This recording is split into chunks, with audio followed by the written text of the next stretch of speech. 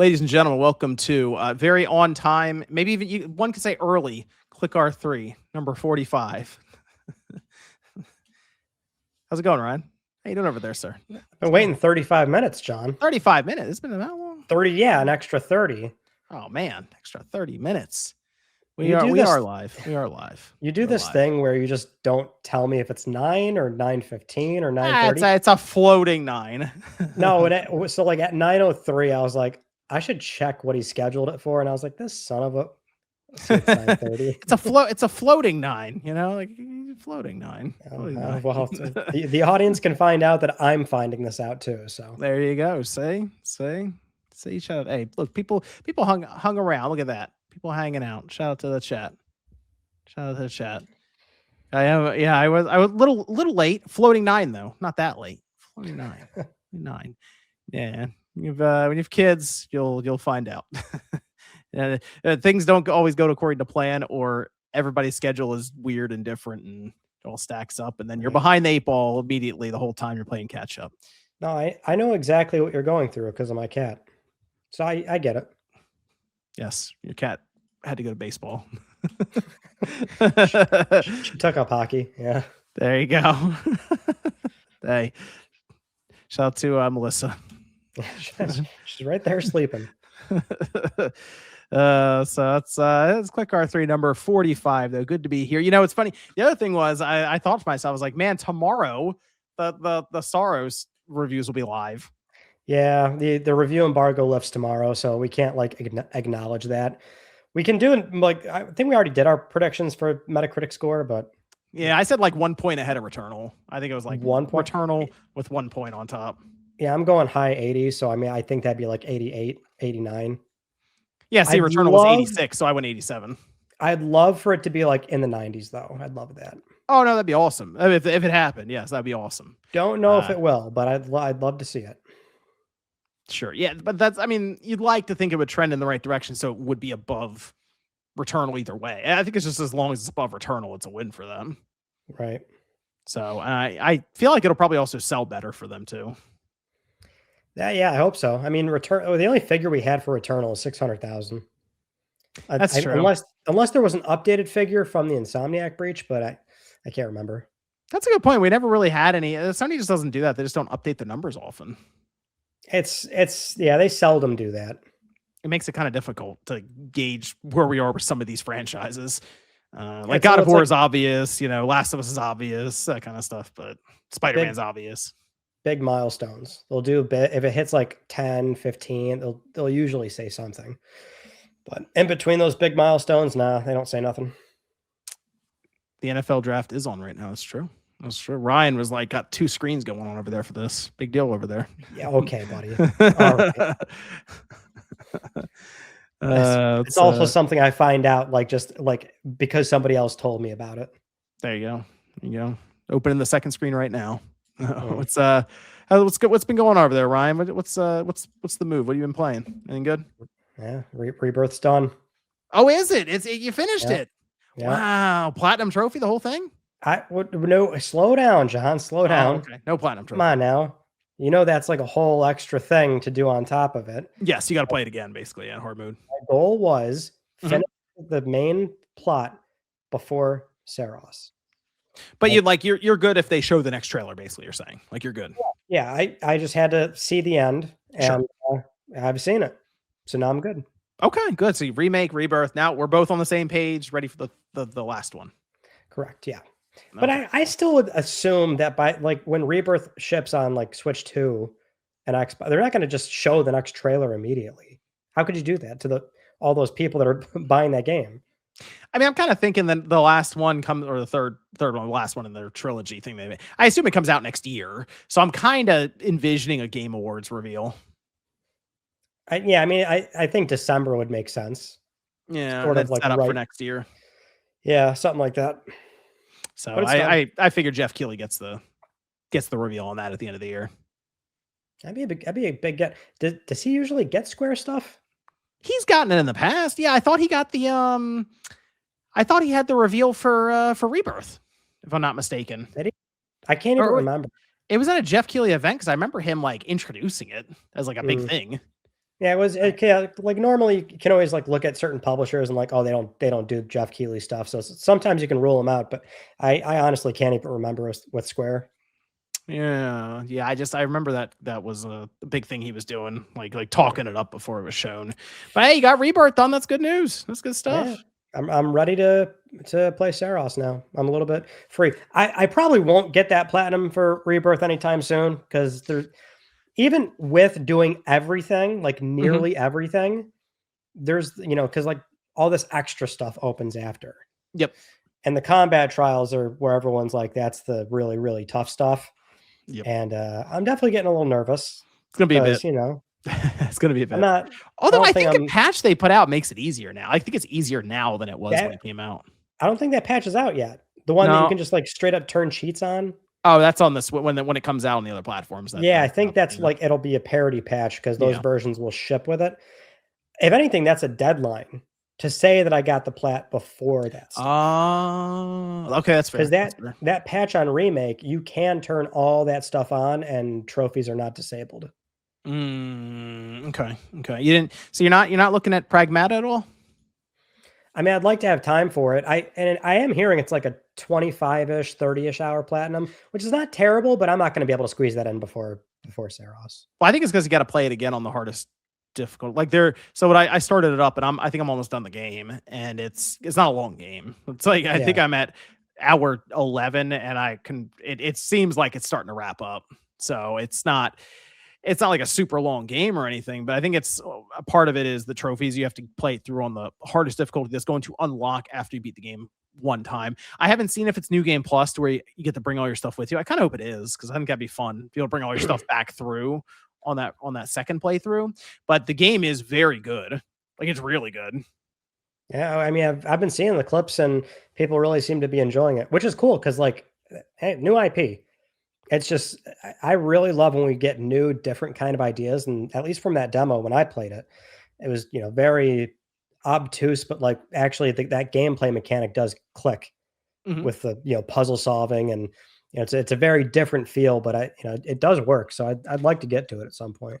I think I like it I think it's right there with Resident Evil Requiem for me this year. Like it's right Mm, up there with it, I think. that's high. So it's good. This is just you're constantly unlocking stuff in it too. And I think I like the overall aesthetic of the game. Dark style, and it looks really cool.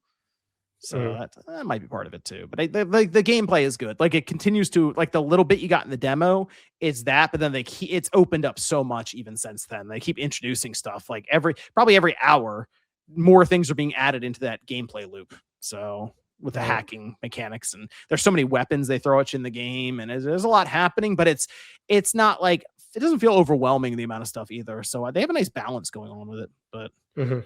I like the game quite a bit. It's good.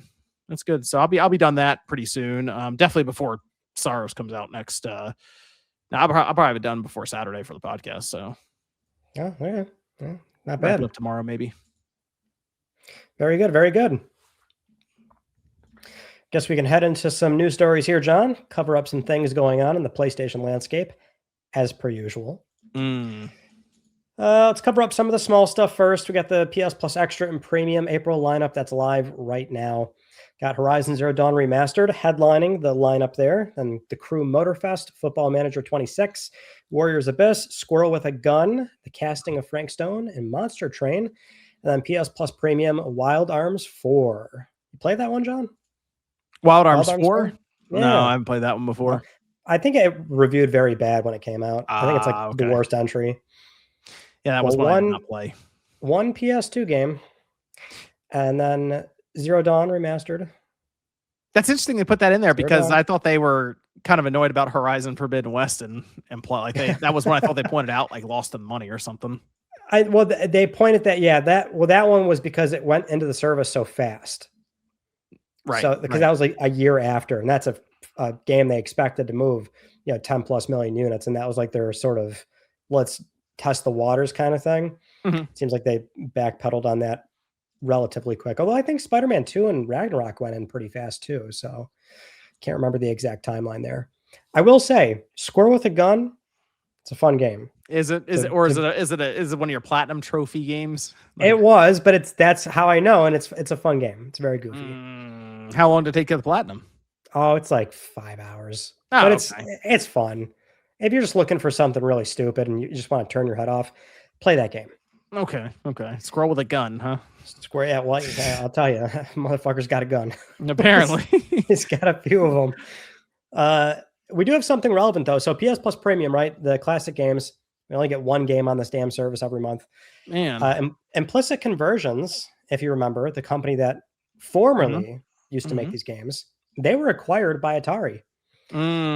This was reported by GamesBeat. Atari has acquired the emulation studio Implicit Conversions, a team responsible for restoring more than 100 classic games to modern platforms with their proprietary emulation technology. Atari also owns Digital Eclipse and Night Dive, so they're just adding another proprietary engine to their ownership suite to keep restoring, bringing back classic games, and so Implicit was scooped up. So what's that mean for? I mean, what are they going to be doing? You think with PlayStation now? Well, so the fascinating thing is, and I didn't realize this until somewhat recently, but they've not been on Sony's program for, I want to say, half a year to a year. Oh I wow. think. Okay. Yeah, which might finally explain why we went down from. Granted, the output's been like anemic the entire way through, but we used to get like 3 games. Yeah, he's got a couple games. Yeah, now it's like 1. Yeah. Somebody else is doing it. And there's like a deep connection there. One of the co-founders from Implicit spun up another different company. That company's doing it now. Okay. And this is what's kind of annoying about when PlayStation does shit like this, because they don't want their credits unnamed. Like, ironically, when Implicit was acquired just now, the like press release says like they've restored more than 100 classic games. John, you go to Implicit site, you're going to find like 7 things on there. Right. You just won't know. They're not allowed to say they worked with Sony. They're not allowed to. That's interesting. Other weird business stipulation, which is like, this is one of those just annoying businessy video game things that people just don't know because it's all, contracts and stuff.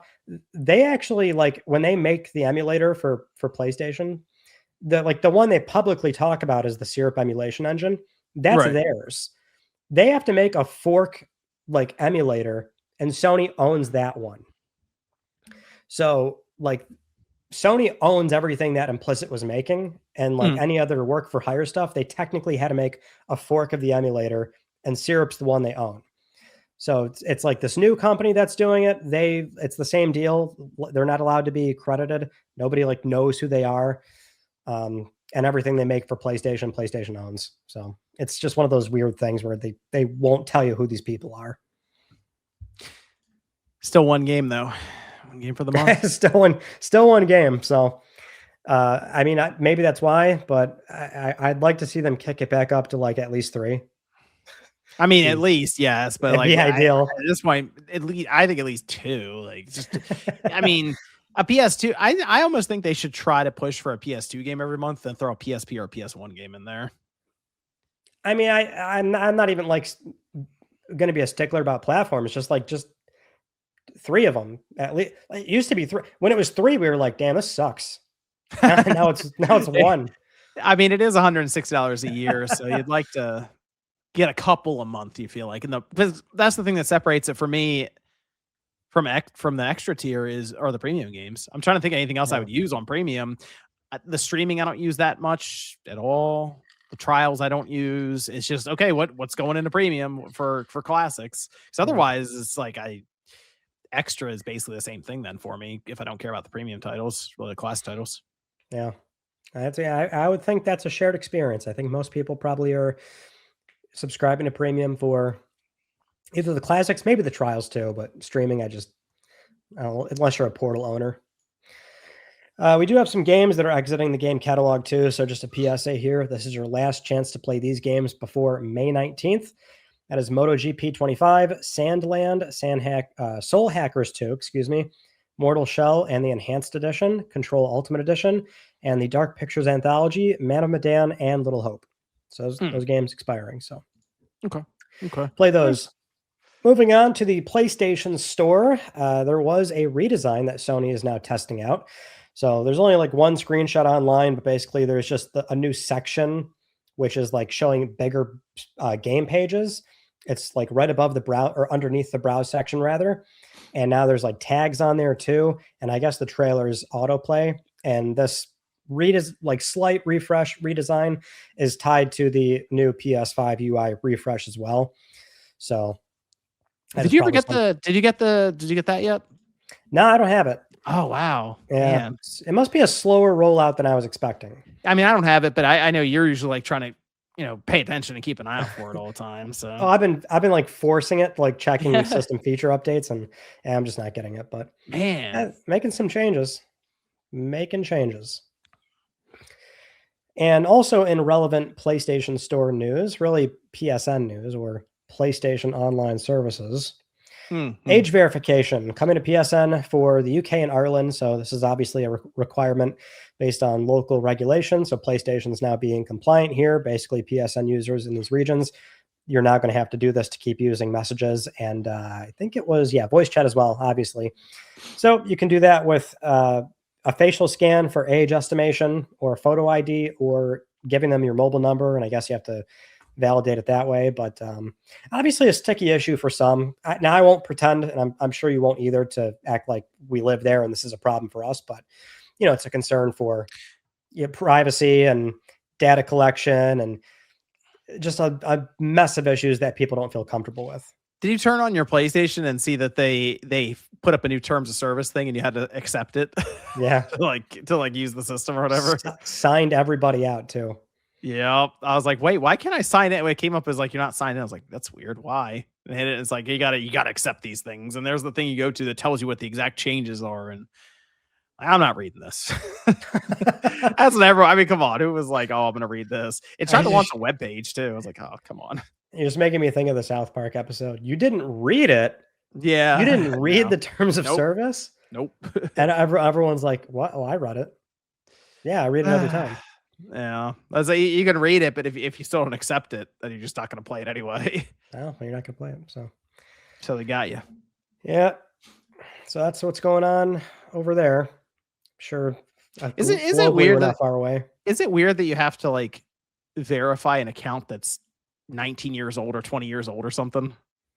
Is it weird? I think it's strange when your account that has a credit card on it has already been around for like 20 years. It's like the account is older than 18 years. Sure, but they're still looking to identifiably associate the account with an actual person. It's a very hefty guardrail, but that's the argument. Like the problem this is trying to solve, John, arguably it's a valid one, which is protecting children online. But, to put up that kind of guardrail is what people are very uncomfortable with. Yeah. You just give them if you can't give them your ID, don't worry. They can just scan your face from your phone. Well, yeah, that one's the ID. Yeah, like age estimation. Does it spit a number back out at you? I don't know, but it's going to offend a bunch of people, I'm sure. Surely it doesn't, right? It just thinks like, okay, you're good. But what if it was like, yeah, we think you're like 55. Just like give it to you straight. You're just sitting there like 31. Your hair. You might want to go to the doctor. Oh, geez. All right, John, I got some exciting news for you. PS5 System Software Update 26.03, 13.20. 2 changes. More emojis. Improving the messages and usability on some screens. Finally. That was it right there. I was trying to pay attention to play through Pragmata, and that just kept popping in my head. Like, man, these emojis. But wait. More emojis. But wait. They're not improving system software stability or the performance. So you can't be too excited. Can't be too happy. Got the emojis. All right. We got PlayStation Studio news. Bunch of things going on for some well-known PlayStation developers. Like we mentioned earlier, Saros is going to have the review embargo lift tomorrow, so we can't talk about that. What we can say is they recently talked on the PS blog about some accessibility features. They're going to be talking more about that post-launch, which I find is strange. But the game's got a suite of accessibility features, which is like for visual stuff. Visual, hearing, seeing, not necessarily making the game easier. That's for the gameplay modifiers, which are tied into the game too. But they did also say that they're working in partnership with Nixxes, PlayStation Creative Arts, XDev, and other unnamed external partners. And they worked with the well-known graphic novelist Ram V to work on the characters in the world, which is pretty neat. And also the PS5 Pro enhancement, we learned that recently too. It's just higher resolution, PSSR2, 60 FPS. No high frame rate mode, which I think is weird for this game. I feel like you should have that. Yeah, I mean, you would figure because of reaction time and moving around and dodging and yeah. Also, what's with the let's be real. What's with the Friday embargo? What is this? It's a weird one. It does strike me as weird. What is that about? I mean, it's well ahead of the release, which is okay. You see that, you go, oh, they must have some confidence in it. But then it's why Friday? Friday's like the news dump day where they drop it and leave and run out the door for the weekend. It's like, that's just a weird time to do it. Hold it till Monday, or I don't know, do it on Thursday, or I don't know. Don't they know when Click R3 is? What is this? They should. I'd love to see the reviews now. But at the same time, I'm not sure, like, no matter what the numbers are, I don't want to like read too much because, you know, it's a game I want to jump in fairly blind. Like the launch trailer came out today and I didn't even watch it. I don't want to see it. Yeah, I'm kind of, I think I'm good on it too. I don't know. I'm ready to just play the game. Let's get there. Let's get there. Yeah. I just got to see the number to see how close we were to guessing the score. Yeah, I just want to win. Yeah, basically. That's it. That's all I need. Well, let's move on to some Naughty Dog stuff. We had a lot of interesting, juicy tea come out for Naughty Dog because there were 2 interviews in the last 2 weeks from Reese Riley over on their channel Kiwi Talks. They were talking with former Naughty Dog staff. One of them was the former senior game designer, Benson Russell, who left the company in 2015. And he was breaking down some interesting culture stuff at the studio, which he was discussing, you know, development timelines, why games take so long. And getting into the topic of crunch, Russell was talking about how he was doing 10, 12, 14-hour days, and that would spill into 7 days a week. And so later into the podcast, he said, quote, "After The Last of Us, it was just an admission and a meeting. It was like, well, we've just come to realize this is what it takes to make games at our level. If you don't want to do that, we understand. We'll write you a great letter of recommendation." That was back in 2000, well, up to 2015, but it's a fascinating quote. Okay. That's what it takes. It takes pretty much. I've heard so many of these people say like it can ruin marriages. Like, I mean, if you're at the office all day and all night, then yeah, that's going to happen. I guess sleeping under your desk probably doesn't work that well at home. I would assume no, definitely not. Is that? I mean, I see people all say that's it's like a requirement to put the game out for a game to be good. It's that crunch culture. Well, that's the thing, right? Because this would have been prior to Last of Us Part 2, and Part 2 is when they did like bring in producers and were trying to be more mindful of it. Russell said that like even back then, this is when they were like sort of trying to, you know, address the issue going into like Uncharted 4 and ramping up production for that. But like it's an interesting quote to just have them sort of sit there and go, I guess this is just what it takes. But like, there's always that gray area with crunch. I mean, some people want to do this level of work. It just creates an unhealthy culture where it's like, if you want to chase promotions and stuff, you don't want to be the person not doing those things. Yeah, I guess. I don't know. I feel like we've kind of we've worked away from crunch or they've worked away from advertising that they do crunch. So they get such backlash online. And honestly, there's so many reports run about crunch nowadays. They probably just keep it quiet until they leave the studio or something. Well, I don't know if they advertise it necessarily, but I mean, we even had that report about how Intergalactic was running behind on a internal like review. So they started crunching again. It's just something tends to be unavoidable, but he did say Naughty Dog sets internal deadlines like their external ones. And I guess that's their way to like frame it better to really lock into some of those crucial deadlines they have to meet.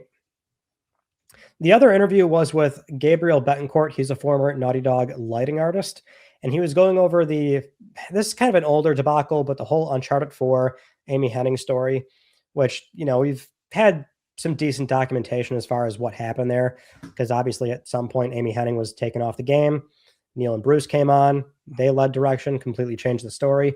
So in this case, Gabriel Betancourt, again, former Naughty Dog lighting artist, he was telling this story where he didn't name anybody or anything, but it is not hard to piece together what he was talking about, because he said that they were working on a 4th game in a successful franchise, and the director on the project was surrounded by yes men. He says one director from another team was asked to weigh in on the project, and after they checked it out, they put the controller down and said, "This game sucks." He says the room went quiet, people were flustered, the director was angry. He said corporate, which would be Sony, I would assume, corporate was questioning it and they threatened to pull funding. The result is the director was removed and the original naysayer and 2 others were put in to fix the game.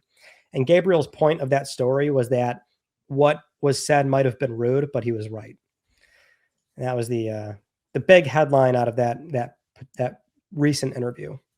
John, do you remember what the original plot was for the game? So if you remember, the very first teaser trailer we got for the game, that was Amy Hennig's Uncharted 4. Drake's brother, Sam, was supposed to be the villain. He was supposed to like hate you and like get revenge on you. That was the original story, basically. Okay. So that was changed. There's also apparently accounts of like there was like way more of the narrative beats and the pacing was really off and they weren't doing as much combat. But it's I think depending on where you hear this, you always get a slightly different version. Nolan North has talked about it too. But at this point, it's been pretty well known. Yeah, but did you Norfair asked if they missed the GTA 4 part of the show yet? Also, am I in the minority of people who enjoyed Last of Us 2 over Last of Us 1? Said they love Abby. I don't know which one I like more, to be honest. I have more dread playing 2, which is what the game is trying to give you for a large portion of it. But I've played 1 substantially more times, so I guess I would have to say 1. Yeah, I think 1 had the best ending and everything. I think it could have just stood on its own. It'd have been fine just to leave it there. But I do think it had the better ending. Varang says I was able to pre-order SARS for $37 from a Cash App 50% off deal. Also, I beat Radon and got the Mimic tier, Ash, onwards to Atlas. But Ryan doesn't know anything. He hasn't played it yet. You know what's funny is that the game is so culturally well known. I know what he's talking about. I haven't even played it. And I know what he's talking about. That's a good deal, though. Toasty says, Ryan, what's your hours played for Rebirth? Did you enjoy the whole thing? I tried 30 minutes of Final Fantasy 10 and hated it. Trash game. Oh! The Final Fantasy 10 slander, man. My gosh. Why'd you hate it? Get that shit out of here, Toasty. I mean, thank you for the 5. But trash game, what the fuck? Some horse shit. Just the slander on 10. You know, I actually, it's funny. I was thinking about 10-2 recently, and I fired it up on the Vita again just to see that experience. It is such a weird battle system now, going back to it with the dress sphere systems. No, it's not weird. It's not weird at all. It's just different. It's active, so it's not completely. No, it's true. Yeah. It's just different. Like, it's funny you pull it like the triggers, and I forgot all about all this stuff, man. 30 minutes into 10. That means they probably didn't even get to Besaid Island. Man. I mean, but they saw the awesome cutscene in the beginning. Come on, that's got to sell you on the game. That's got to be something. Well, what my hours in Rebirth? I think 110, 120, somewhere around there. So there's probably another 50, 70 to if hopefully depending on how many retries for the combat simulator and then hard mode. So we'll see. We'll see. I'm not a super skilled person, so I'm sure that number will keep climbing.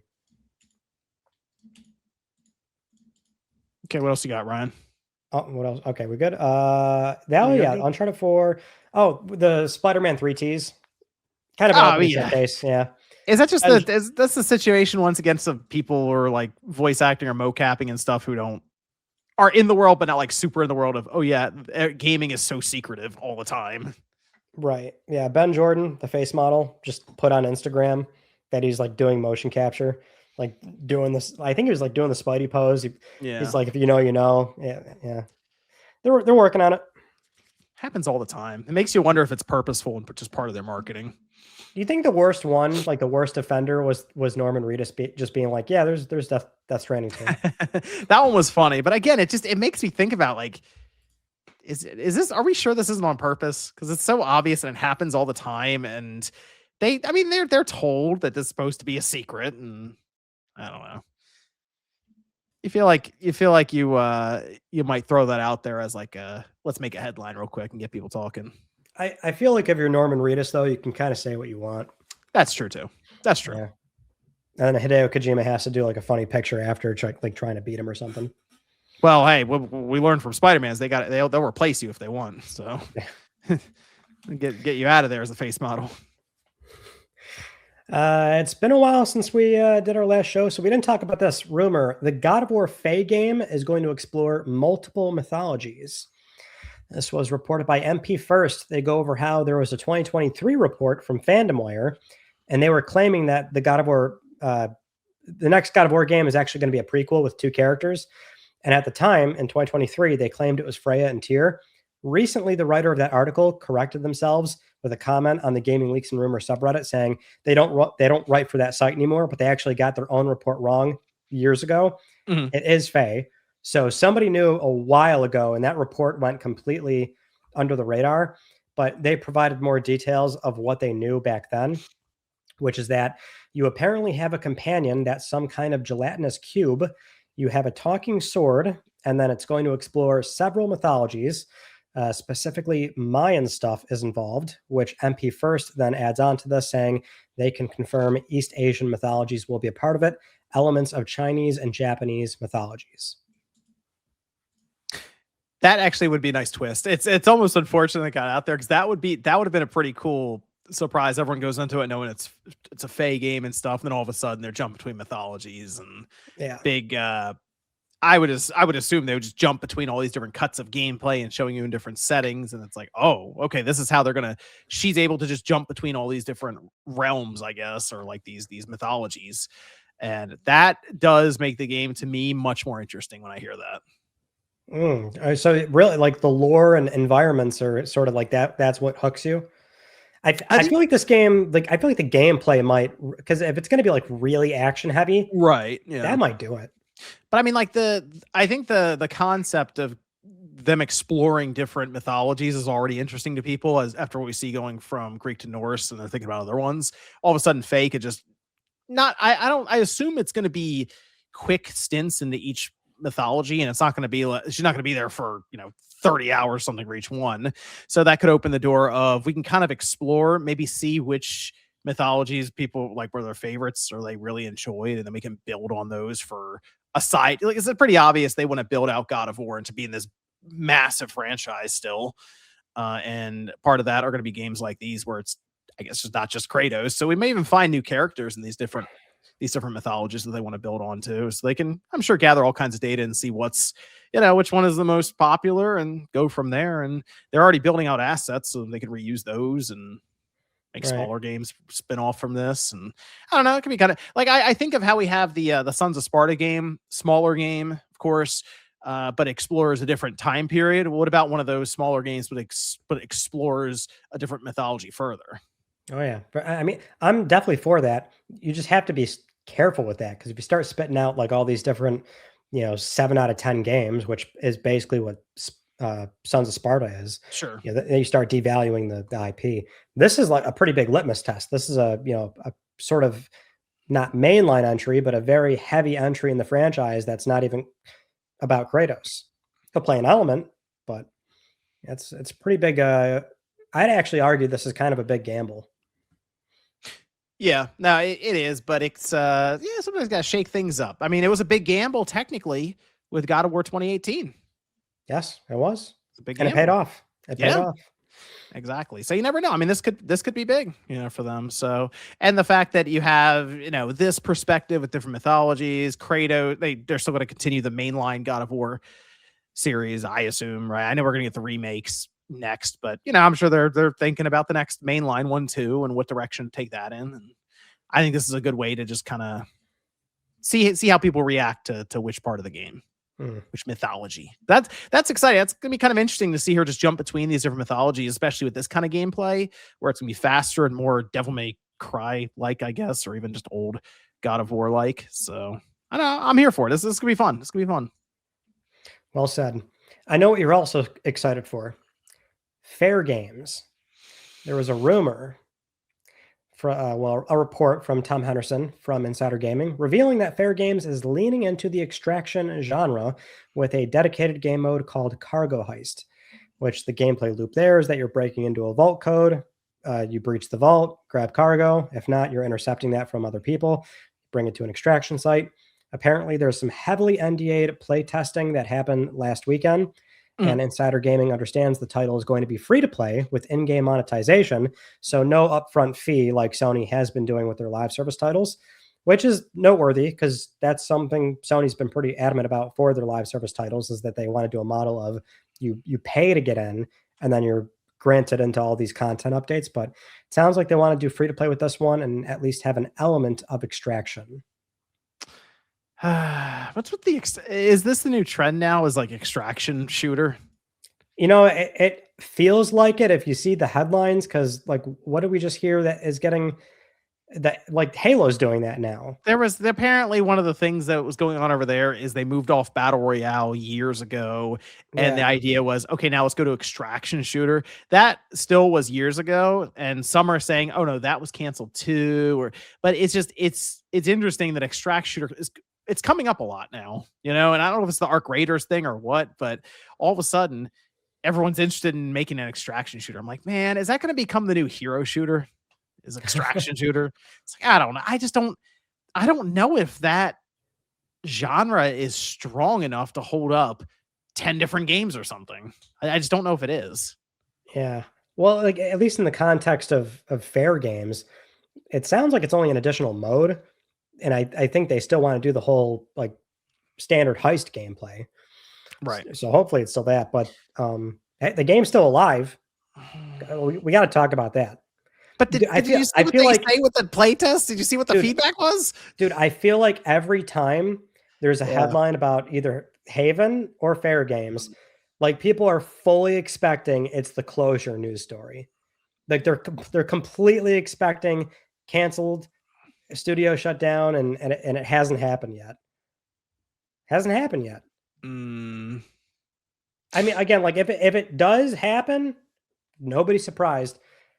But I almost feel like if it's this far along, and then we've also got all the cancellations and closures behind us, like what's sort of on the other side of this is like what's left. Like, oh, these are the ones we're going to bring to market. Because this one, in theory, should be far along enough. Maybe Team LFG doesn't make it, but and that's at least the sort of read I think at this point. My only thing is, who's shepherding this game right now? It doesn't need to be shepherded. But who's deciding it's going to get to the finish line? It's Herman Holst. That would be our boy Herman. And he's coming off of Concord. He's coming off of Concord. But that's the thing. It's like I feel like you come off of Concord, you gotta then try to get a win. And I just don't know if I'm him, if I'm like, this is the one Fair Game's gonna You don't know if there's a win. I mean, I think the Horizon one has a much better chance than Fair Games. Let's be clear about that. Which one? There's two of them.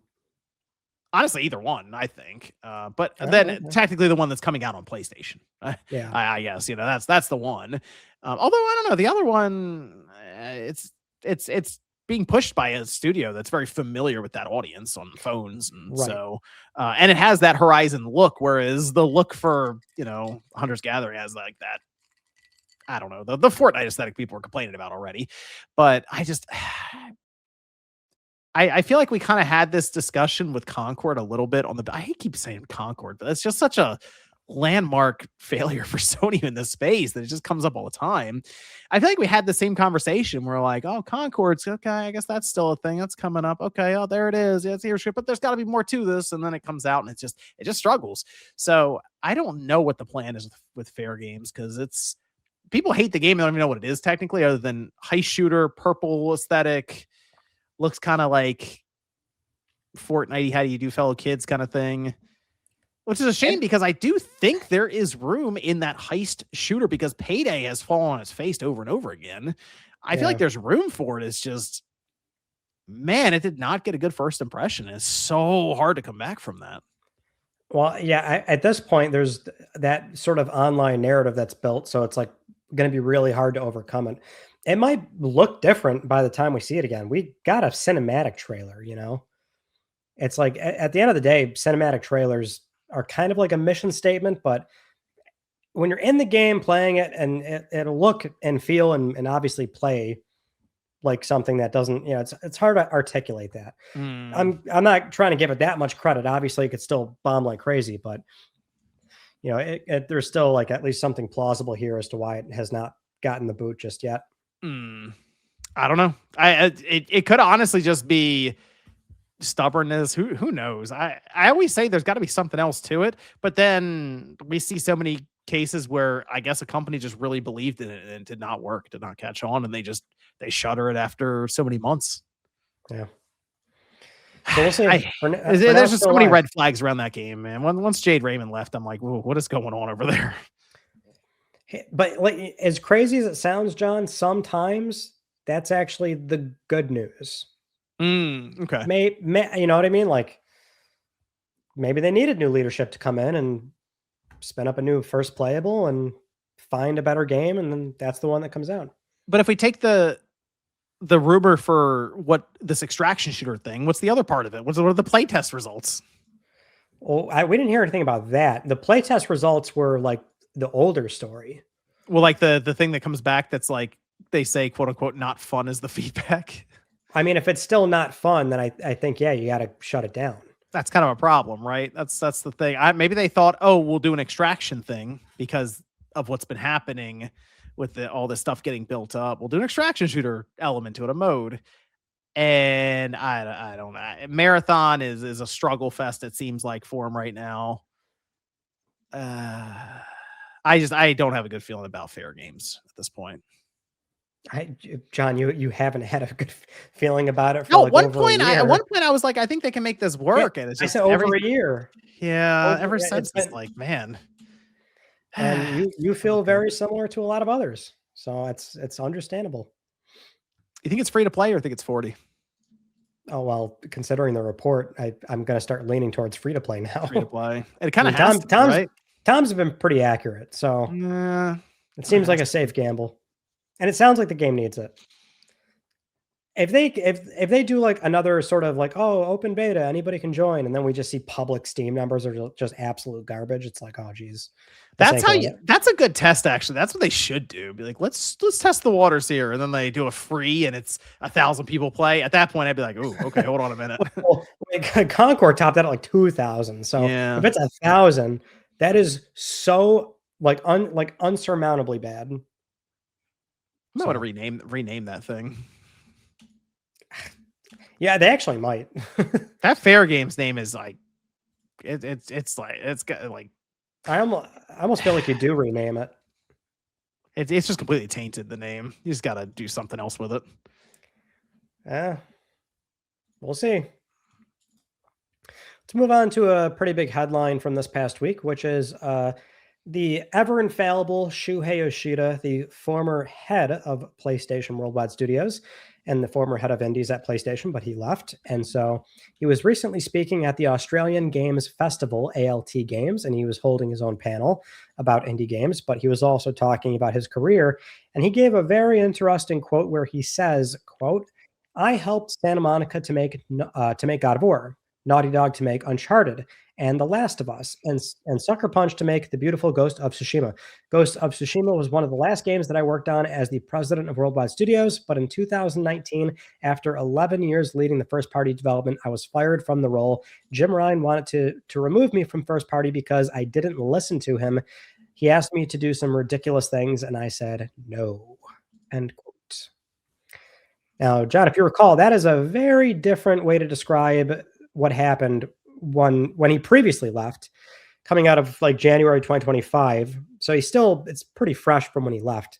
And at the time when he left, he was saying that he didn't really have a choice. It was either leave the company or take on the indies job. And he was still very appreciative of doing the indies job because he loves those games. Now he's, the context of this is it's a panel. So like, I'm sure he was kind of joking a little bit. I guess the audience was laughing, but it's very different language, obviously. First of all, his panel they did, because This Week in Video Games covered it, right? Yeah, they did. He says, and I quote, "I'm free to show up in any podcast. Now I can talk about Nintendo, Xbox, or Steam.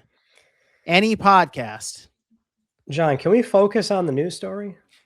Well, I remembered how to use Facebook recently, and I sent Shuhei a message. So Shuhei, you got to check your messenger there. It's first off. Okay. Where were we?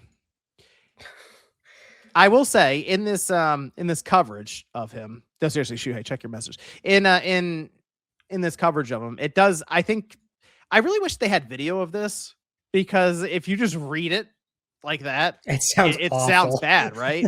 But then they on the end they say, oh, he said like in jovial fashion or jovial or whatever. I do. If you see Shuhei in a lot of these interviews, he's kind of like laughing while he's saying stuff.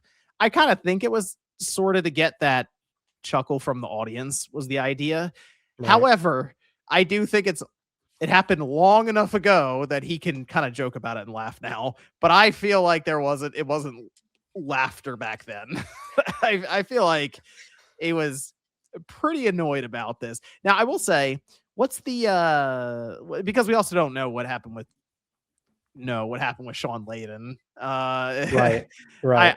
I don't think it was as amicable as has been sometimes discussed. I think he was almost dragged from the building, almost, like not necessarily maybe that dramatic, but escorted maybe from the building.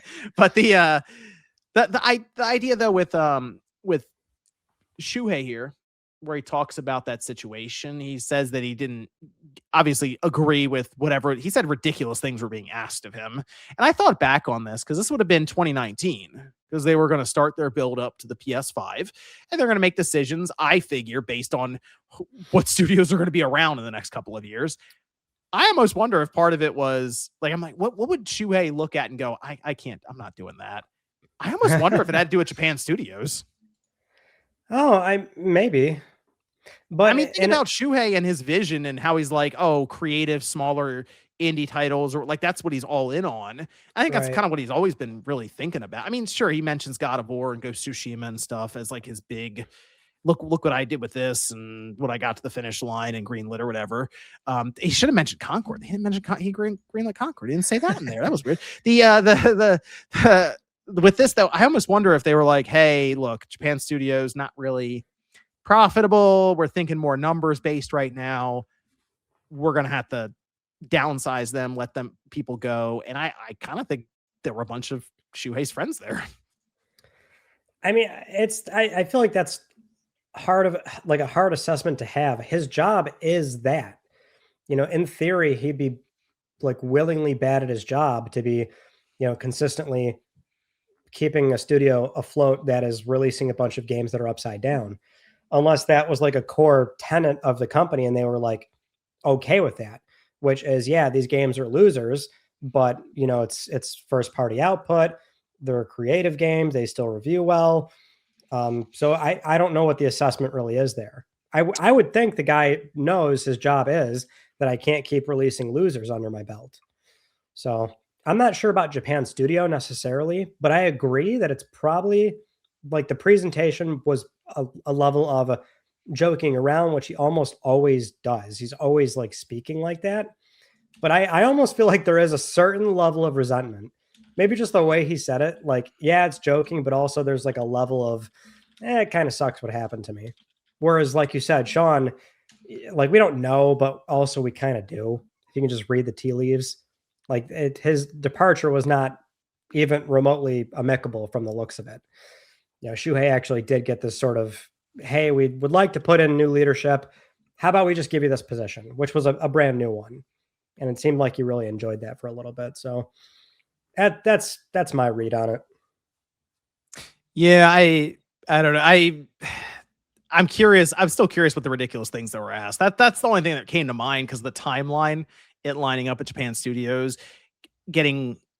I mean, they ended up basically downsizing into Team Asobi. And look, Team Asobi went on to make Astrobot one game of the year, the whole thing. So, well, think about this, John. The ridiculous things are what happened, because that's what he wanted that's what he wanted to happen. So we should see what Shuhei was maybe attempting to push back on. But like, that's what has been said. Like that was a pretty well-known thing Shuhei was saying, like, oh, here's why we stopped doing multiplayer games on PlayStation 4, which is they made a deliberate choice of like, Call of Duty's too big, Fortnite's blowing up. Like we'll just kind of step back and stick to single player, because they were doing multiplayer all the time on PlayStation Right. 3. Mhm. It's not like they had no presence there. They did a lot of really crazy experimental things on PS3, from Resistance 2 60 player matches, Mags 256, Warhawk. All these games got closed arena multiplayer tie-ins. So they were doing a lot of that stuff. Shuhei deliberately walked back, and that might have been, seen as not the best play, because now look where half the revenue comes from. I mean, I know we beat a dead horse here, but everyone knows why they invest in live service, because half their damn revenue comes from it. And they don't own those games. They don't own NBA. They don't own Fortnite. Right. PlayStation wants one of their own. That's the issue. It would have been just the scattershot of like the shotgun approach of like everybody tries live service, let's go, like or majority of studios try it, and you don't think Shuhei was like maybe not 80% of our studios trying it, maybe we do a couple, and then it wasn't 80, John. It wasn't 80.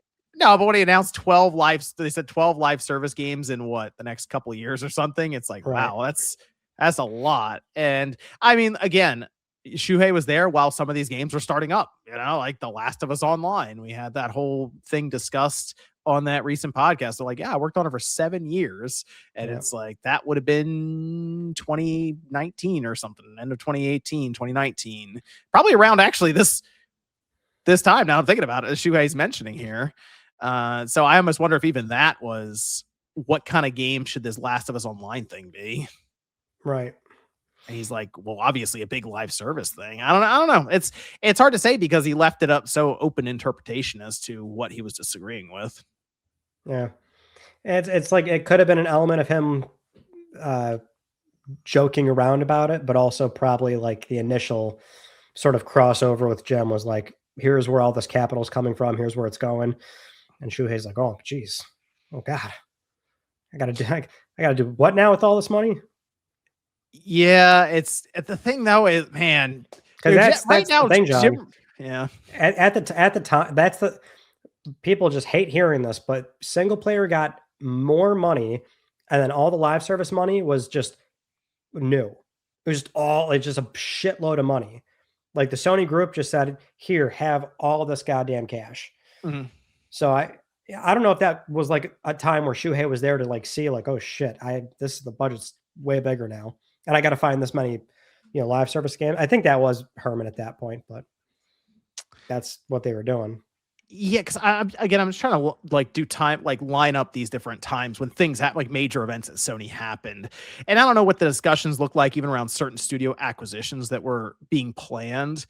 I don't know, but the Bungie thing happened, a couple of years after Shuhei left. So I don't think it would have been that. Although, again, the way that Sony had been operating with these acquisitions for the while, that might have been something where I assume, just based on that, hit the track record, if he's in those rooms with that kind of decision floating on the desk, where he's like, maybe not. And then we see now where we are with Bungie, and it's just has not been good for them to have bought Bungie. So I mean, at that point, it was definitely all Herman reporting to Jim. Yeah, that's the thing with this is just one more thing that just continues to bury Jim Ryan and his legacy, because up to the point where he took over at the top of PlayStation, he had a really good run. I mean, he's basically crushing it in Europe. Like Sony was basically owned that region completely, and a lot of it is because of what he was doing there, running the show. And then people didn't really pay attention, obviously, here in the US, weren't really paying attention then to what's happening there in Europe and Jim Ryan. But then he comes up, takes over PlayStation, and man, it was like all downhill from there. in the eyes of the gamers out there, PlayStation fans, it's been and this is one more thing. And look, here's the thing: Jim Ryan's in retirement on a beach somewhere, probably doesn't even know what's happening online most times ever, really. So he probably doesn't care. He was paid well, to not really care. But it's just, man, it's one more thing where like the last 4 years of his career defines everything about him, it seems like, online, and then nothing about the previous 26 or something like that. Yeah, well, that's the thing. Like all these guys, like Shuhei or Andy or I think Jack Tretton too. Like they'll talk about this. They'll say like, "Oh, we all grew up together." And Shuhei said this about Jim at ALT Games. He grew up with Jim from the PS1 cycle. But if you look, the guy has no public appearances like past, I want to say 2014 or something. Like he's just a very, businessy behind the scenes guy that like led most of Europe. So his tenure at PlayStation's like for a lot of people completely undocumented until he got more higher profile roles. And then with Europe, at least, he was doing like Gamescom presentations, I think Paris Games Week too. And even then, like you'd only see him just present, then he goes away for a year. Once he gets the CEO job, he's kind of that face at that point. So there's no changing that legacy now at this point. Man, that's tough. It is interesting. Shuhei still makes the rounds constantly too. Every so often he'll say something and it's like, oh, that's spicy. Yeah, he's been out of the game of PlayStation for a while now. So I do wonder how aware he is of what's happening day to day within Sony anymore. But we hear from Sean Layden all the time too. And Sean Layden is like super removed from PlayStation. He's a Tencent. Like, come on. It's like, come on. Yeah, but he loves talking too. He does. Sean's always, putting out the same kind of interesting quotes left and right. And it's always, former PS boss discovered Facebook again to communicate with people. I've realized that Facebook is the place where like it's weird because I remember when I was younger, Facebook is where like the younger people were. When it first came around, it's reversed. That was like all the old people were on Facebook, like where you could reach people. You messed them on Facebook, apparently. I'm like, what? Yeah. All right. Apparently, back when last time I remember Facebook, you did a college email for it. Yeah, it's true actually. Yeah. Now, and people just use it for like, where's the party? It's like, I don't know. Ask the person with the Stanford college thing, even though they're not actually at Stanford. They just want that edu email for the look, I guess. It's like, why are you on the East Coast? Stop asking questions. I have Stanford in my name. Gene Park's right. Jim was a logistics guy. He's a numbers guy. Logistics, marketing, business, distribution. I think he had a lot of roles throughout the 30-something years. We saw him hold that controller. He was more spreadsheets guy. Yeah, I think anytime he was ever asked a question like about like the sort of like qualitative part of games where it's like you can kind of clock like, does the guy actually play it? No, not really. You can't really clock that out of Jim. But I do always think of that funny meme where like it was one of the first Q&As he did for the CEO position. It was like near when Returnal came out and he was wearing like Pulse 3D headphones. Like I think it was the Q&A or something. Great. And then somebody screen capped that and put it over Eternal gameplay, and they said, "Yo, Jim's just shredding these aliens, son."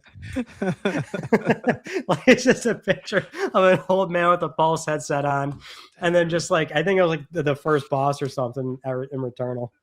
Like, damn, did they just make it so because he's talking, but they just like mute him completely, so he's like talking to the game while he's annihilating everything on screen. Yeah, like he's just streaming. Yeah, like Jim's fucking getting it. I'll never forget him for burying Gran Turismo on camera. To play that. Yeah, well, that's the thing. Like nobody that gets games would like say that, Yeah, no. Then he had to apologize and say, "Oh, I'm sorry, I didn't mean to disrespect our lineage." I'm sorry, the game looks so bad right there. My bad. I'm sorry. Yeah. It is funny though because that would have been a game that he should have related to immediately as like, "Hey, this was top of the line." When I was in my 30s or something. I just picture him with like a wine glass approaching like a, like the gameplay that was auto playing on the TV. It's just a wine glass. Well, this is shite. Yeah, it's like swirled it around. We'll play this. I'd love to interview Jim. He seems fascinating. Yeah, just reach out to him on Facebook. He's probably active there every day.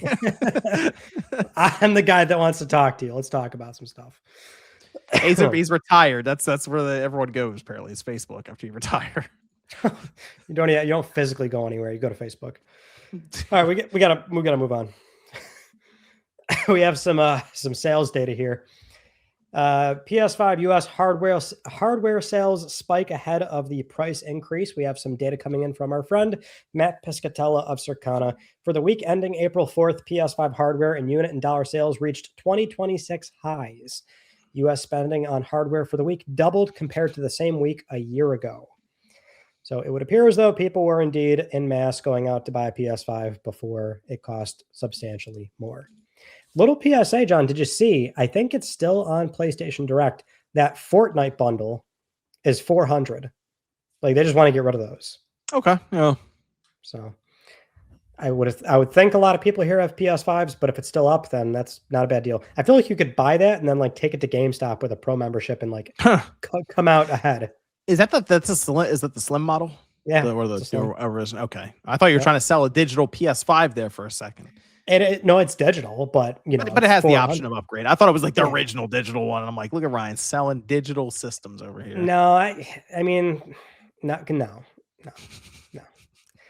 Gotta get your discs, people. Gotta get your discs. Can I rant for a second? Assassin's Creed, Black Flag Resynced. Yeah. Mm-hmm. Fucking, you see a retail box art, internet download? Yeah. You fucking print the damn game on the disc. Stop. It's a single player. It's single player offline, no DLC. What are you doing? I think it's like 70 gigabytes too. So it would fit on the disc. Fucking dicks. I don't know what that's about. Like occasionally you see that happen and it's weird because unless they just are worried about it leaking out earlier, they want the DRM basically enabled. I don't care. Terrible practice. I mean, I know a lot of studios are like completely down to the wire on like submitting the Gold Master. But I don't, it's just like to print it right away. You're just pretty much telling the team right away. Yeah, who fucking cares? Like you just do the stub later and pull however many gigs. Only got so much longer. Don't say that, John. Don't say that. You have to push back. If you push back, we can retain offline playable media. That's installable offline. Off a disc. Yes. Off a disc. Yeah. That's how it works. That's how it works. Shout out to Gene Park, by the way, hanging out in the chat with us. Gene. What's good, son? I saw you said you're not going to put your Saros review up because you do better with it later, which disappoints me because I want to see those Saros reviews. We have more PS5 hardware sales news. This was, again, from Matt. So this is for the month of March. Switch 2 led in units and dollar sales. PS5 was second, but the spending increased by 3% compared to March 2025. I would imagine that last week is really what's elevating it there. Yeah. But Marathon, we have some sales for that. No units, but it debuted at number 4 for the top 20 best-selling games of the month, ranked by dollar sales. It was beaten by WWE 2K26, RE Requiem, and MLB The Show 26. Year to date, Marathon is the 6th best-selling game under Black Ops 7. All 4 of those games, or those 3 games ahead of it are those. I'm trying to think of MLB The Show. That's a $70 game, I think. I think so. And that one came out too recently. So that game just does well. But Marathon's a $40 game. They rank it by revenue versus the $370 games. So you would expect those $70 games to be above it. It'd be more about the games below it that are more expensive than if you go by that. Pocopia, it's hard to count because they don't count digital. Nintendo doesn't share digital data. Right. So that's tough to gauge them, but anything below that then that does count physical and digital. Also, Crimson Desert did not count digital. I don't get that either. What's that about? Oh, they didn't share digital data? I didn't notice that. It was like number 15 or something because they didn't count digital. Yeah, they had the little star next to them. Like that's Prohibition doesn't share digital data on that. That's weird. I didn't even notice that. Yeah, you're right. Huh? Because they should have charted quite easily. Yeah, I mean we have sales numbers for it now. They keep sharing it. So several million copies already on that. Well, there's like 4 or 5 million, I think, right now where it's sold. So. They might hit 6 soon. I think they're at 5. Yeah, so that's worked out very well for them. But it was just interesting to see that chart there in the U.S. specifically for that game. But Marathon at 4 at a $40 game, that's not bad. That's not bad. It's not bad. It's just like the issue is the game had a 9-figure budget. You know. Yeah, that's always going to be the problem is, it's not bad, but $200 to $250 million is what it costs to get this thing out the door. And it's like, yeah. That's tough. You start doing the math in your head is like, well, a $40 copy and they gotta sell a lot. Yeah, at $40, this needed to be like well above rank 1, you know. Yeah, you gotta sell like 7 to 10 million copies of that game for just Mhm. for just face value, getting your money back after cuts for Steam. Because apparently that's like the leading platform for the thing. I mean, they have in-game purchases, but how much is that going to help make up? I don't know. Probably not nearly as much, especially with the expectation of buying the game and thinking like, "Oh, I've got the game. I don't gotta spend any more Yeah, money," you know? I never felt inclined to buy any of the currency in that game. Like I was just unlocking stuff as I went anyway. So I Yeah. don't know. Well, there's been some more sales stuff going on too, so we're kind of segueing nicely into these stories as they line up here. This was also a big point of contention this past 2 weeks, which is Starfield and the sales of the game on PlayStation 5. So initially, we had a chart come out from Alinea Analytics. They're a third party. They run it through a proprietary algorithm basically that they have in house, which is based on public data. So that's the point of contention, is because they think the game sold around 140,000 copies for its first week, mind you, and that's a global number. So globally, they think it was 140,000 units. Matt Pescatella, which this tracks U.S. data in particular, Starfield was the best-selling game of the week ending April 11th, tracked by physical and digital U.S. dollar sales. This Mhm. will be the first time that Starfield has led the week since September 2nd, 2023. I think it's important to add some context here on Alinea. So, like, they're a third party. It's not official info. I'm not sure how big their margin of error is. I know people have like been quick to say they're like way off. It's, it's weird because like they just got the marathon number presumably pretty correct, considering Paul Tassi at Forbes corroborated that number.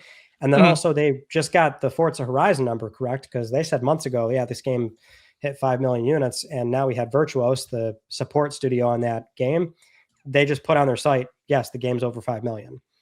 So it's definitely not hard numbers, but I don't know. I feel like the arguments here are maybe not too important if the margin of error isn't too wide, but it seems like the game did reasonably well. Although I think for Starfield, I mean, Microsoft and Bethesda would expected this game to do a lot better. I mean, it's a pretty late release though. Yeah. I don't know. It came to the PlayStation way late compared to the Xbox and PC. I know they did the big update and additional content, but it's still late. You know, you gotta have some expectations around that. I know Forza Horizon 5 did very, very well, but also with that kind of a game, it's just there really isn't. There's not many Forza Horizon type games. That is kind of like its own type of driving arcade open world game.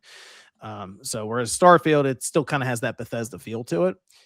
And I mean, it also kind of had its own stigma attached to it as well, you know, based on when it released and kind of the feedback and stuff, people going back and forth arguing if it was good or not. So Right. I do think if it had come to PS5 right away, like day one, along with Xbox, it would have done much better, obviously. But I mean, seems well enough for Starfield for what they were aiming for, I assume. And look, the way Bethesda rolls, man, these games sell forever. They're just out there. How many times we still see Skyrim pop up in the feed? So Well, it's like the game probably has sales legs. Yeah, and yeah, this is the week debut on PS5. So, and but like they're that, gonna still move it to other Apparently, it's gonna go to the Switch too, and I'm sure they'll continue to do content for the game as they go along as well. So right. Well, so this is the segue, John, because mhm. there's been conversations surrounding exclusivity. Is it worth it putting these games on PlayStation? Oh, look at what Sony's doing. They're backpedaling on PC. Well, we had a pretty big thing pop up today, which was the We Are Xbox internal letter. So the head of Xbox, the new head of Xbox, Asha Sharma, and Matt Booty, they sent out this internal memo that was published online, and this also was acting as a mission statement for the company because they're addressing their employees. This came with the announcement that Xbox is doing that. Well, they're kind of changing the name. So Microsoft Gaming was the sort of branding label with ABK, which I feel like most people like didn't even know that was a thing. It's Microsoft Gaming. Then underneath Mhm. that was Xbox. Next to Xbox was ABK. Bethesda was under Xbox, but it was just a weird hierarchy. They're getting rid of all that. It's Xbox now. So they're getting the branding back together. But anyway, both Matt and Asha wrote a ton on this like borderline manifesto. So They have a lot of work to do. They said they need to stabilize hardware, deliver Project Helix, grow content. The key highlights, however, is that Xbox will be built to be affordable, personal, and open. Helix will lead in performance and play console and PC games. They need to use merger and acquisition to deliberately accelerate growth where organic paths are slow. And also, they will reevaluate their approach to exclusivity. Where do you fall on this, John? Because there was like a rumor prior to it. Oh, Yeah. they're talking about it. Now they're outright confirming it, but at the same time, it's like, what are they really going to do? Yeah, that's If anything. It's so that's the problem though, is I feel like they're still going to be kind of wishy-washy. They're going to be so in and out for this thing, as in Forza Horizon is obviously so big and it made so much money on PlayStation that they would go, well, we should probably do Forza Horizon 6 there, but maybe later. And that's what they're doing. It'll come out later. And they'll still probably sell 5+ million copies on PS5 for the Japan-based Forza Horizon game that people have been asking for forever now. But it's so, because they've already, this is the problem, right? Asher Sharma comes in after Phil Spencer and Sarah Bond and stuff leave, and they've already made decisions for games like Halo. Like Halo's going to PlayStation. You know, it was a little late for that one at this time. And so that would have been a game or a franchise that I assume when they talk exclusivity, they go, hey, we should probably have the Xbox mascot that people know. I mean, it's been there since the beginning. Halo, Master Chief. Probably should keep that on Xbox. Well, in I think a couple of months here over the summer, you know, it's going to come out. It's going to be on PlayStation. Now, that doesn't necessarily mean they have to do the next one on PlayStation day one. It could be the same thing. It's like timed exclusivity. The exclusive thing is so weird because they say, okay, we're going to reevaluate exclusives, but now they say North Star daily users, daily active users, DAU, right? So when you talk about daily active users, we hear monthly active users from game companies, entertainment companies. Daily active users you hear about from social media companies. And that's the thing that's weird to me, because those are platforms where it's constant churn. People are checking their phones, signing in, out, in, at like all the time, right? On your X or Facebook or whatever, you know, YouTube, any of this stuff. So daily active users for things where it's very, very quick bursts. And now I'm seeing things like, oh, there's the starter tier for Game Pass that's with Discord that pops up. And it still just seems like they want to cast this wide net. So exclusivity just does not seem to line up with what they're saying in the other bullet point. So the only thing I can think of when they say that is that they're going to think more about putting their games on Steam. Yeah, I find like there's a lot of contradictions in here. Like, how are you going to make Xbox affordable if like the SoC for this thing on paper sounds kind of nutty? And if you're going to be able to install, I mean, maybe they'll put some heavy software guardrails up and you can't put Steam on it. But like, I mean, in theory, we kept getting told that, you know, the possibility is you can like cannibalize your own storefront, which they don't collect 30% on at that point. So that completely upends the console model, which means this box should be expensive just on specs alone, but also the business model, which means it's going to be low volume. And low volume means you don't have an install base to sell games to. So how do you do exclusivity, especially in this environment where there's so much pressure on these studios to make money? And like you can't compare PlayStation Xbox because PlayStation has the install base. They can walk away from 1% revenue on PC and not feel a thing. You know, arguably when you do 5 million units of Forza, or even like South of Midnight doing like what, a few like tens of thousands on PlayStation, even a game like that, you know, you kind of need those extra 20, 30,000 copies because of just the nature of what that game is. Like everyone's so risk averse. There's a lot of pressure to deliver. Double Fine just put out Kiln today. Is anybody playing that? Like, shouldn't I don't know. Are they? I think it's like it's a weird contradictory thing. I feel like, why are we even saying that unless you actually are thinking about doing it? But what does that look like? Because how do you, unless you're just going to lost lead again? I don't think they want to do that though. So it's weird. I looked at Kiln on Steam and it's got 193 people playing right now. So well, I mean, not a lot. It's just I see this and I think here, like I like traditional console models. Like I think it's cool to, have exclusivity and have branding. Like just business wise, I don't see how they do it. Yeah, I so don't see how they do it. the problem. I mean, the other thing is Microsoft, they are Windows, so the games that they make, they should also technically put on Windows. But once they put it on Steam, that then kind of kills the idea of we are going to bring people to our platform. Because once they put it on Steam, they also technically do. I think they start caring more about Windows declining more so than Xbox. Like Windows is everything. They need Windows to continue its path of dominance, if you will, in terms of 90% of PCs or something choose to install or have installed Windows, and we have so many users through that, and it's like everything hinges on it. So when you see Steam and Valve do Steam OS and they're really diving more and more into gaming, and then Microsoft's putting their games on Steam that in turn is then on Steam OS, that's where I wonder if they're more concerned about that. And when they talk about exclusives, they go, okay, maybe the Windows Store has to get better for gaming, especially if you want PC gamers to sign up for Game Pass. And then we have to really think about, is this game going on Steam, or is it just going to be a Windows, Xbox, Helix, or whatever exclusive? But also it's still kind of on PlayStation because whatever, like they're not proposing an operating system could potentially start digging into Windows market share. Right. Yeah, I don't know. It's just one of those things where they're saying a lot. And they said a lot today, and they continue to keep doing. This is like Xbox's weird prop. They're always talking. They talk a lot. I will give her some credit though, Asha Sharma, because she took some action and she did lower Game Pass pricing. Well, yeah, like the things that she could change within like 60 days, to her credit, she's absolutely doing them. And, but like that's what I mean. She can only change so much. You can't change the SoC you've been making with AMD for 3-4 years. That like I look at this and I think, how do you even reevaluate exclusivity with a box that's going to cost you how much to sell?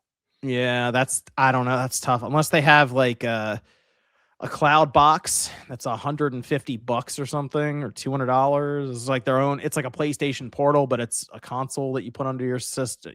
Like they've been working on their xCloud stuff for a while now too, and it is getting better and better. And maybe they're thinking, hey, we'll release that Keystone concept that we had a few years ago that got shelved. We'll actually revisit that, and that's how we'll get a cheaper system out there. It won't be local. You'll be streaming it, but it won't be for enthusiasts who want the console native experience. Like I would rather have the more expensive system where everything is played right there, on a big 4K OLED set. But some people might go, hey, $150 and it comes packed in with Game Pass and I just stream the games, whatever. I have internet. I'll hook it up. Probably plenty of people do that. That's a good point. Maybe Keystone. Because I was like, what are they going to just like partner with a finance company and like do some 0% APR on Helix just to like make sure it sells? I don't, how are you going to move these? That's tough. I mean, they're still trying to work into TVs, and the thing is, you still need to get people a controller. Like they need the Xbox controller for that to function. So I just can't see any reasonable person like buying a controller and then just only playing the games on TV that way. The model's not there. Yeah. Well, maybe part of it is you buy the controller and they've gotten Keystone down to where it's one of those like Fire TV stick looking things. You just plug it into the back of your TV. Yeah, like maybe, but I find that the audience you're speaking to are they're the ones that want local play. Yeah, that's true. Yeah, that's true. That's what's going on with the whole Xbox side. Guess we'll see if PlayStation keeps getting those games or not. I mean, I'm curious to see, because now it actually does feel like there has been a change in direction and leadership at Xbox. So I'm just curious. Although again, they've bounced around all over the place, but maybe this is finally the move. Hey, the plan's the plan until it's not the plan. That's what she said. Want to catch up on some super chats, John? Let's see. We have. Here we go. Claw says, please make Ryan's reaction to the Final Fantasy X slander a downloadable thing. I want that as a phone notification tone now. Yeah, well, I'm not sure if that'd be a great thing to hear every so often, but go ahead. Toasty says, does anybody want to form a biker gang? I'll make my own Days Gone 2 if I have to. Hey, You just got to call it something different. Keon says, do you guys think Sony would ever acquire enhanced games? Apparently, Luminous Arise underperformed, but I just want them to keep making games forever. That is tragic. That's like one of my favorite games of this year so far. You know how pumped I was when they finally put the soundtrack on iTunes? Bought that shit right away. I've listened to it like, I think like 50 times. I love it. Where was it in level of Final Fantasy X slander reaction? Like your reaction to that? like how animated I was about it? Yeah, that you're pretty animated about Final Fantasy X slander. Well, because it was bullshit. And Toasty Tiley knows it's bullshit. But I mean, yeah, I was geeking out at Luminous Arise. Would they ever acquire them? No, probably not. The Street says Jade Raymond leaving is one of the better things that might have happened. What has she successfully made since Assassin's Creed? Well, she went to Google, made a bunch of money there. She made a studio and sold it to PlayStation. So she successfully made a bunch of money. That's what she's done. she successfully got paid a lot of money on a personal basis. That's it. I respect it. Sometimes the value is like establishing a company and selling it. Make of that what you will. I respect it. Toasty says they said 12 live service games by fiscal year 25. They never specified successful live service games. Goal achieved. Well, they got a release though.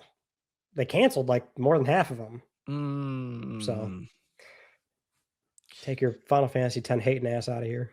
Johnny says, I want to play iNinja again. What's the best way to play it? Well, you could get, we got some footage of iNinja 2 that was canceled. I didn't realize there was a second one. Apparently that was in development and some footage got out there for it. I guess, I mean, you can emulate it, obviously, now on, I guess, Dolphin is probably the most optimized emulator, although the PCSX2 has gotten very, very good. Otherwise, you can buy a PS2 or GameCube or what have you and just get the game and play it that way. But I think you're probably thinking emulation. So I would say Dolphin probably is the most optimized right now to use. Space says John Wave and John GTA 4 remastered platinum. Man, people really want GTA 4 to make a comeback. Rockstar should get on that. I would love the remaster. I'd be super pumped. Johnny Israel says, try being a Mirror's Edge fan. Yeah, that's tough. That's a tough one. So I haven't played that game in a while. I feel like the Mirror's Edge fandom is very tight knit. You know, it's pretty big, right? A lot of people like that game, that franchise. Toast says got about 1,200 hours in Valhalla. I'm ready. 1,200 hours of Valhalla. And this is the person hating on Final Fantasy. What are you doing spending 1,200 hours in Valhalla? Like, what are you doing? Johnny says any Deus Ex remake news. I think that got That's delayed. not going anywhere. Yeah. That ain't going out nowhere, I'm afraid. I mean, then he asks says RGT's diss track to Steve-O was hilarious. RGT's diss track to Steve-O. He made a diss track to Steve-O? I guess so. I don't know. I'll have to ask him about that. Claw says Alinea said on LinkedIn is PC stats have a 10% margin of error. I don't know about their console stats, but a double-digit margin of error implies unreliability. I guess it depends on who you're asking. I mean, 10% I think is high, but I don't know if that's high enough. You know, if they say something's 100,000 units and it's like 10,000 up or down, you know, would it be fair to say like that's super off? I don't know. And Johnny says, going back to Mirror's Edge, that's going to be the move. Going back to playing it. I got the platinum for the first one, but I never played Catalyst. I remember that one it was a 360. I remember when that popped up and it looked crazy back then. I just like the contrast of colors, like everything like that's red is interactive, and it was always cool. Been a while since I kind of want to fire it up on maybe I'll check it on a PC just to like blast the settings and see how it looks. What you should do, John, in the spirit of Click R3, is boot up the 720p PS3 version and enjoy that. Yeah. Okay. 720p. How about what's the screen tearing look like on that? I don't remember if it was that bad or not. That was like the screen tearing era back then. Yeah, well, it had definitely heavy screen tearing, but I feel like it had input latency. I remember feeling like somewhat floaty. I just remember that game had like such a sense of like height. You kind of look down over the edge and be like, "Oh, hold on." It was good. It was good at that. It was good at that. Yeah, PSVR 2 version. Oh, now I do some damage. People I be do falling some over in their damage, living huh? room. Yeah, that's fine. We can move on to some third-party news stories, and this is still considered third-party, but as a first-party game, Kojima Productions is casting for Fizzant. So the cast includes, right now, who we know of, is Charlie Fraser, Don Lee, and Minami Hanabe. But reported by MP First, the internal code name for this project is called Shimmer, and there's been a recent casting call to fill roles for a scene that has multiple passengers in a hijacked bus. One of them is a mother holding a newborn baby. There's 5 teenagers of different ethnicities. 2 others are male passengers, and there's an antagonistic character with a German accent that they want. Hold on, what The was role this? for Fizzant casting. And this role, hold on, this role they're describing, they want this person to be a Mads Mikkelsen and Hannibal, but with flair. So they want the guy to be batshit crazy, but also maybe just like a little, Kojima, man. Jeez. And shooting is scheduled for June of this year.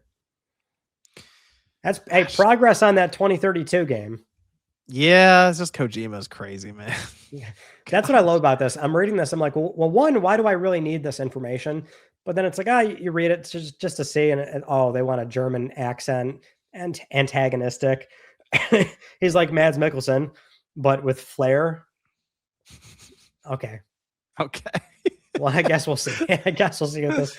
Like the fact that there's it's a scene of like a bus, multiple passengers, hijacked. I'm like, oh, so we'll see this in the game.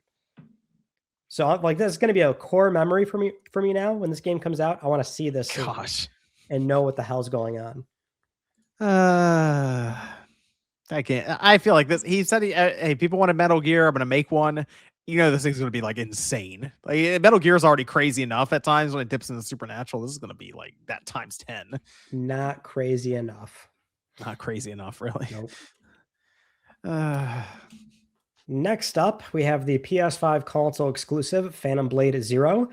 Developer S Game is getting closer to launch, and they've released a statement about how they're in the final stages. And they said, quote, "Every single piece of content in our game has been crafted by the hands of real artists. We will not use any AI visual tech that could alter our artist's original creative intent." Good to hear. I mean, we know most studios are messing with it in some way.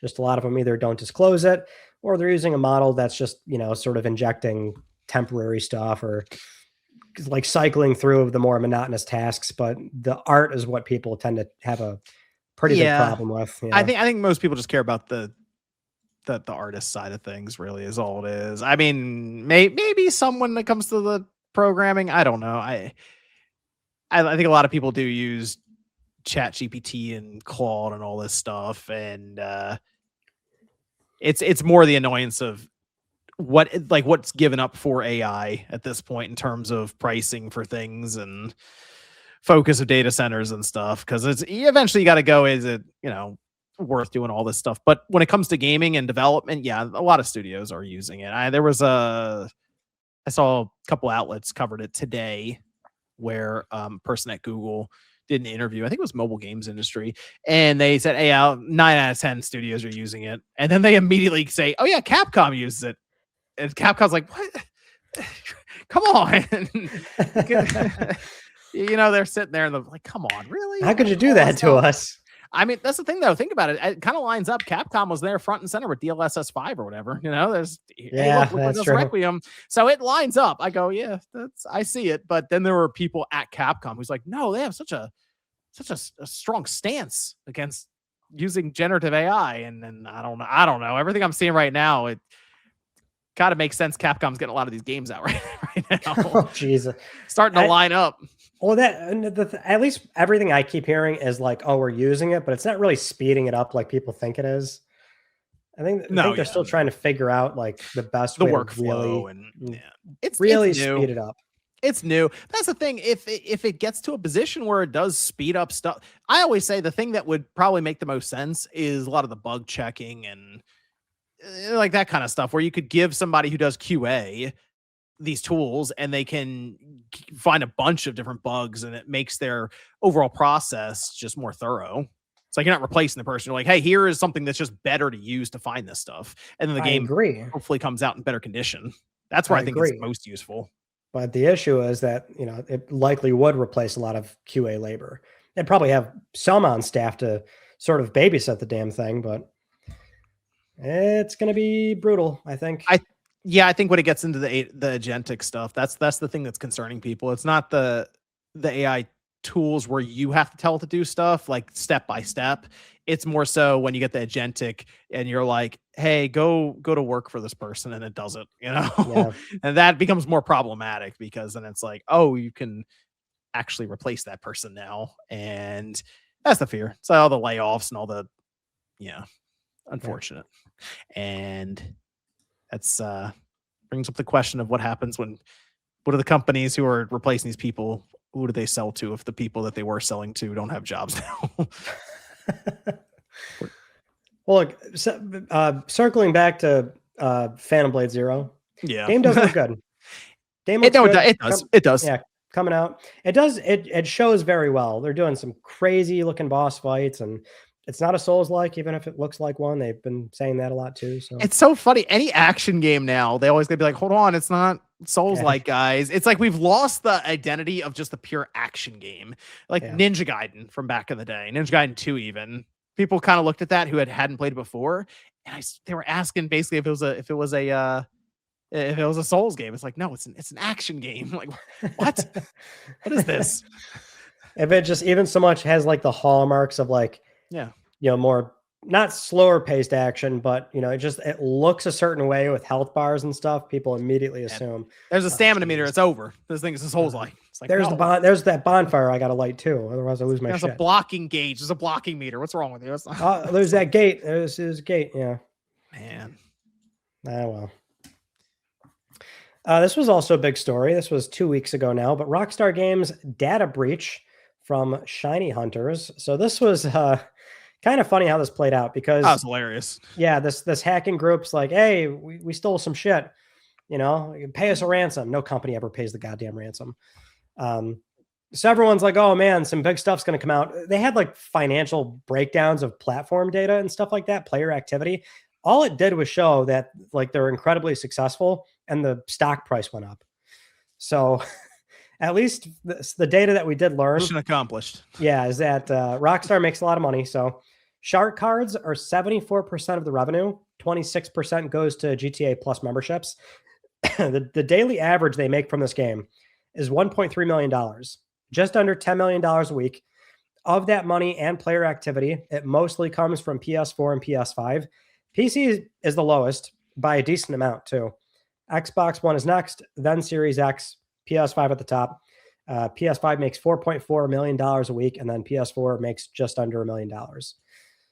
If anything, this really illustrates PlayStation's clear like dominance with this property, which really highlights how important GTA 6 is going to be for Rockstar and Sony. But yeah, their stock price went up after this. John, I thought this would actually be more. I thought these numbers were a little bit low.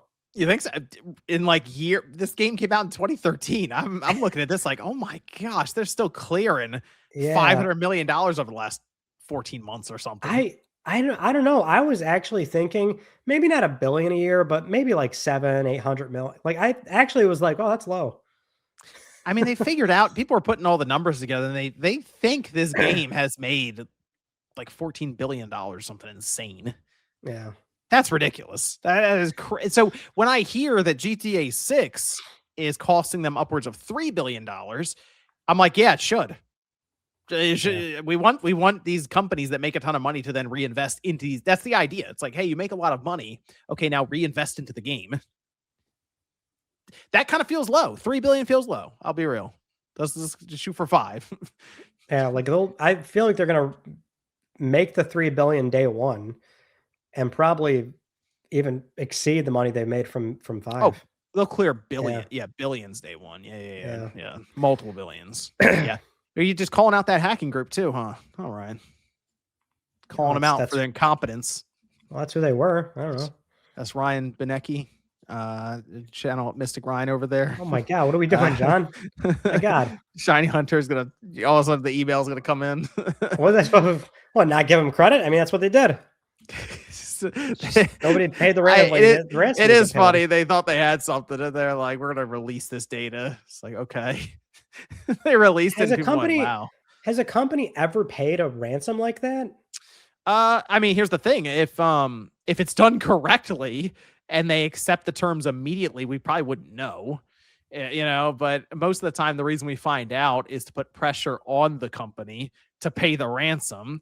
In this case, I guess they had an idea as to what was taken, and they were just whatever. You can tell people how much money we make, and then they put it out there, and the stock jumps to the tune of them getting multiple billions of dollars added to their valuation because of this. So they spent all that time just adding more value to Take-Two, which is, I don't know if I put that on my resume as a hacking group, like actively helped big company gain value by stealing and then putting their information up. Dude, I mean, at that point, just do like pen testing and like ask for like a bug bounty program or something. That's the move. Hey, you know what? You'll probably make some more money from that. I mean, it's interesting that they never disclosed that, because obviously it would have jumped numbers. They always just kind of kept that quiet. But I mean, hey, if you're a company and you know you make a lot of money that you don't necessarily always disclose, and the hacking group got it, just they can do your dirty work for you and just put it out there and gain a bunch of money. Yeah, PC. I was the one that shocked me was that PC was so low. They said PC is niche. It was pretty low. I was a little surprised on that. It's the lowest. It was not the lowest like group was PC. I don't know. It's like it's weird to call it niche though. If like, you know, like culturally, you see a bunch of the mods and like role playing stuff. That's all on the PC version, is it not? It is, but the idea, touch, like, yeah. I mean, it is, but I guess the idea would be this is the stuff they really care about, is that recurring revenue they can keep selling to the people who bought the game originally. And I guess just because PC, you can wander out of bounds, so to speak, and do things like that. You don't necessarily need to go through the walled garden of, you know, the like, why would you spend money? Yeah. Right. Yeah. You can do the mods and stuff, and that's enough, you know, to do it that way. So it kind of makes sense why they've prioritized console at this point, is because that's where they're going to get a bunch of money. So makes sense. And if PlayStation is this big for them, I do hope that they have a 60 FPS mode figured out for the PS5 Pro. I feel like if they have it, that means Series X and base PS5 have it.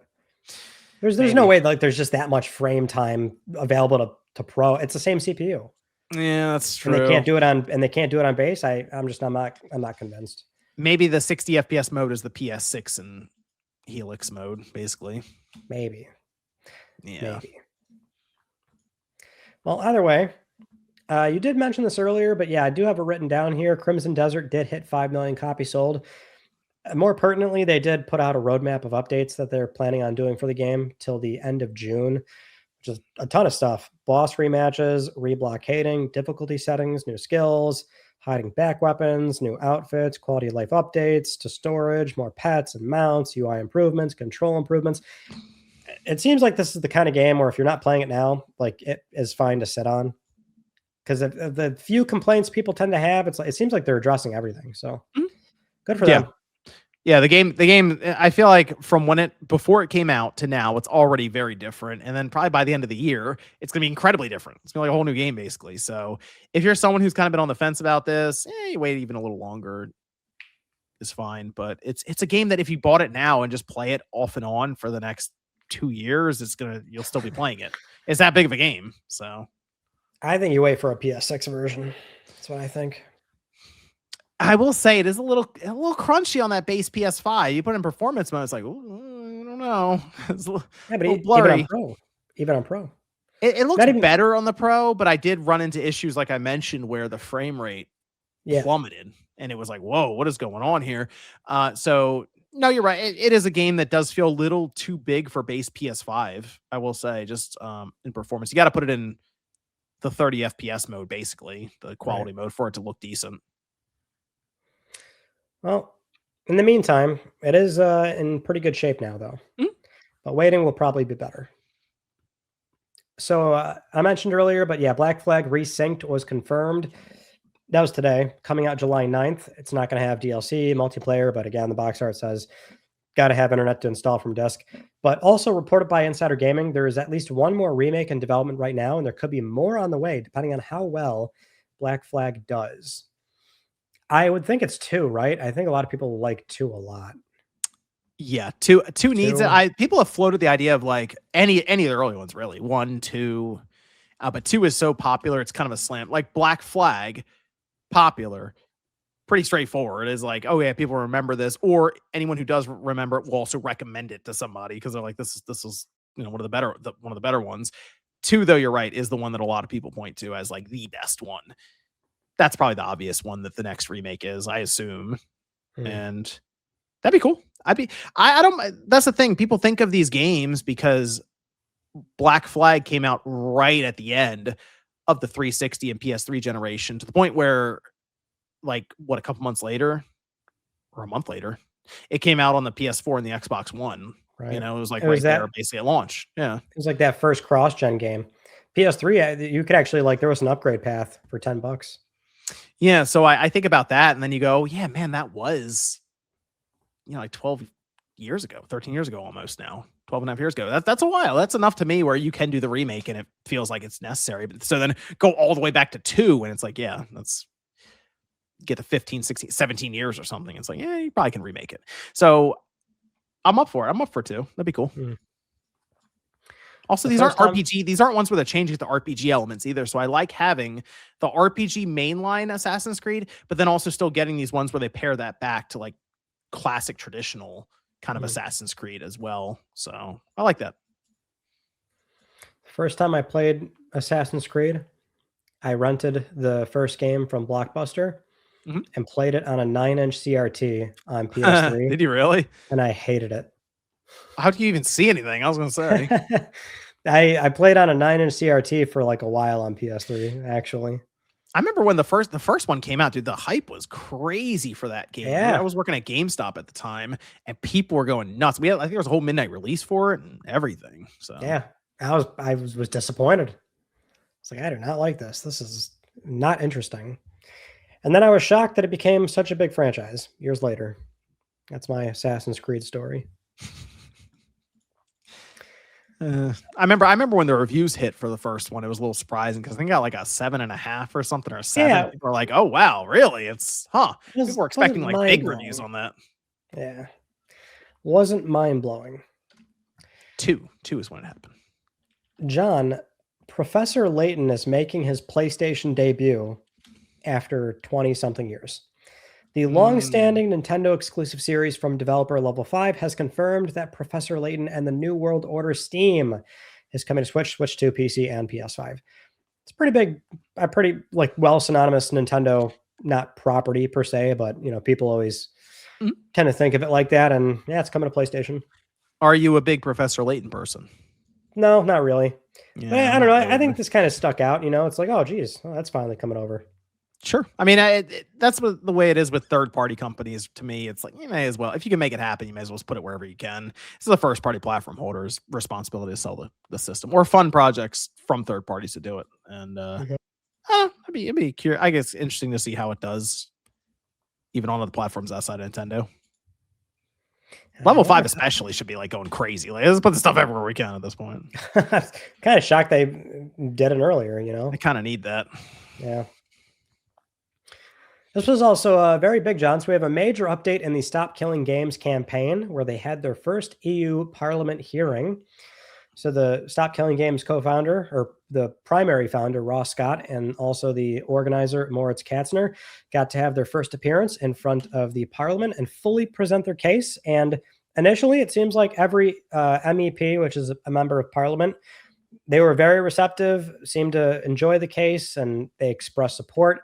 One of the members towards the end congratulated Ross and the team, said, hey, you guys have done great work with presenting. And, obviously recap, I'm sure a lot of people have been keeping up with this, but, Stop Killing Games is asking for something very deliberate here, which is not that you have to go back and fix all these games. They want reasonable design and end-of-life plans for games moving forward. So proper regulation, not destroying games that people buy and want to, enjoy to some degree. And there's even a more particular language here of the games could be shut off tomorrow if we're talking about multiplayer live service, but it's about having an end of life thing planned there. So the game's not just completely gone. Some things playable, whether you can get into a room with bots or load up an empty map. If there is some sort of right to repair path, they'd be open to that.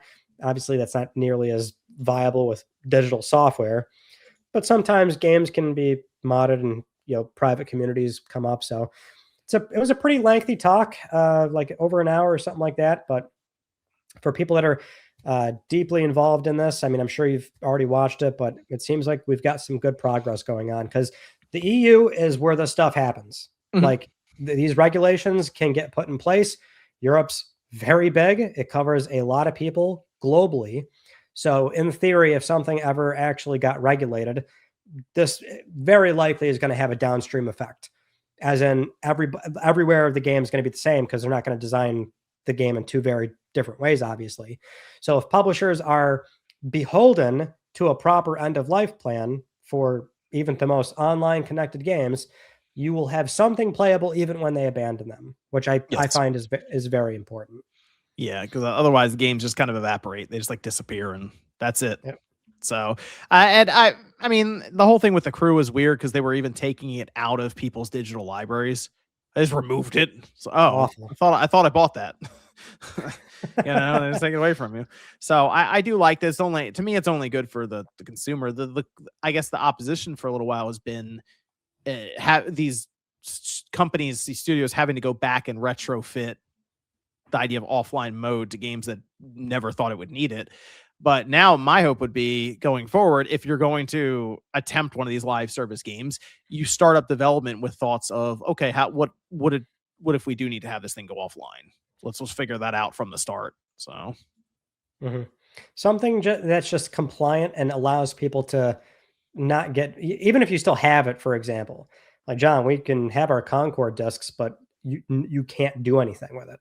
Like to me, like compliancy is something as simple as if it's a first person shooter with a few maps, you can still like boot into the game. Play Mag. Like it's just even for like research purposes. If Right. people want to just see, again, if like private communities can get spun up, like it doesn't matter what the game is. Obviously, the context is a lot of these games die because nobody plays them, but it's our craft. Like these games should still be on principle from a consumer point of view and a love of the medium, that you should be able to boot into something with bots at least and just play something. Do you remember Gotham City Imposters? I do. Okay. So think about that for a minute. Okay, you remember it, but I've asked people before, do you remember Gotham City Imposters? And they said, no, what's that? Oh, yeah. Now they can't play it.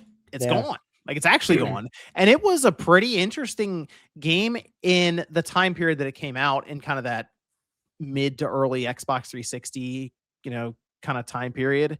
And it was such a like different kind of Batman universe. Just like a first person, it's like a arena shooter, style game. And you had different kind of character builds. And it was kind of, I thought it was kind of neat. It was fun. It was like a $15 game. I think they made it free to play later on, but I remember paying $15 for it. And it was a good time. It wasn't groundbreaking or anything, but back then everything was kind of new and different with Xbox Live Arcade that they were doing. So that's a game that's just gone. It's literally lost to time. You have to look up videos of people playing it in, probably crunchy 360p, because this would have been, gosh, before 2010. Yeah, so people uploading videos back then, even if the game's 720, the videos are just terrible looking. No, it would have been a long time ago. Yeah. So that's the best we have. And for a little while, I was able to, on the Xbox 360, you could fire up into training mode. So you could go through the training mode with the game. So you still see the HUD and everything. That was cool. But now that's gone because Microsoft shut down like the 360 stuff. So it's one of those situations of, it would have been nice. You can't boot into that? No. Like an offline training mode? No. Well, see, sometimes like games like that, right? I don't know if it was true for that one, but like that's like PS3 360 had these like smaller $10, $15 multiplayer games. And a lot of them are like all peer-to-peer. Like there's no like server, there's no proper host. Like you're the host. If you just like start up a lobby, like those games still work. Fat Princess still works. Yeah. Ridge Racer still works on PlayStation. So like sometimes like that's like a very compliant way to have those games keep working. I'm curious if anybody has it in their Steam library. Is it still there? Gotham City Imposters? Because I didn't have it on Steam, and it's just delisted now. You can't get it. But if somebody has it in their library, I wonder if that does anything for on PC. I'd be curious. Yeah, I don't know. But like if it's in your download library on PS3, like you should be able to pull it and launch it. And it's all I mean, you should be able to like play that training mode you're talking about. I don't see how it wouldn't have a handshake with PSN. You should be able to play that. I would think. Yeah. Well, unfortunately, I don't have it. So. Obviously, on PS3, somebody should try it to see what happens. I don't have that one tied to my account. That was one that I did. When I was doing the last days of the 360, they announced that the store was going away. I was like, let me get the last like tour of the storefront, just so you have again a video of it before it's gone. That's the other thing. These storefronts too. Think about that. People like whenever the PS3 storefront gets announced to be closing or the Vita, I think everybody's gonna at least get some kind of snapshot of them exploring it because that's it. I think everybody, if you have a channel out there or something, or you're able to, I would go in and record your own experiences exploring it for the last time. Because that's just it's gone after that. Get some footage of it. I actually recorded a bunch of footage of the 3DS's eShop before it shut down. See? I don't have like direct capture 3DS hardware, so I just like pointed a camera and I'm just like surfing through the eShop. You know what? Maybe hot take. Maybe if you have a handheld like that, a 3DS, or I actually don't mind the off-screen footage because it kind of has that feel to it anyway. If it's a 3DS or a Vita or something, I don't actually mind that. It's like it's just kind of the view you've always had then of like having the handheld right there in front of the camera. Right. You know, I don't mind it. I don't mind it. No, I mean, it works. It does work. So hopefully something happens. This was their first hearing. We'll keep following it, see what progress gets made, but the EU is where the stuff usually gets done. Now, it's government bodies. It's very slow to do anything. So, you know. I feel like if anything actually did happen based on game development timelines, and this is true for like anything they install, but it's like, oh, this is enacted 2035. And so it would take for fucking ever for like a meaningful change. We were talking about Gotham City Imposters. Let me know if you've heard of them before. We were talking about stop killing games. Jesus Christ. We were talking about Gotham City Imposters. Hey. We got to that. Yeah. I should do a poll. If you played Gotham City Imposters, do you know what this is? You're right, though. That game's like lost. Like a lot of people don't know what the hell that game is. Nope. It's lost in time. Yeah. It was a weird game, though. But I remember it was oddly popular back then. A lot of people played that game. But I feel like now so many people, we've cycled through a generation or two that they just don't know what it is. Damn. When did that game come out? I gotta double check to see how long. See, I feel like that was like a 2009 game. That sounds kind of right. I want to say 09, but I also want to say 2011 for some reason, but I don't think that's right. I'm curious when. I feel like that was. Now it says 2012. Was it that late? Oh, so I was actually closer to 2011. It doesn't feel like it was that late.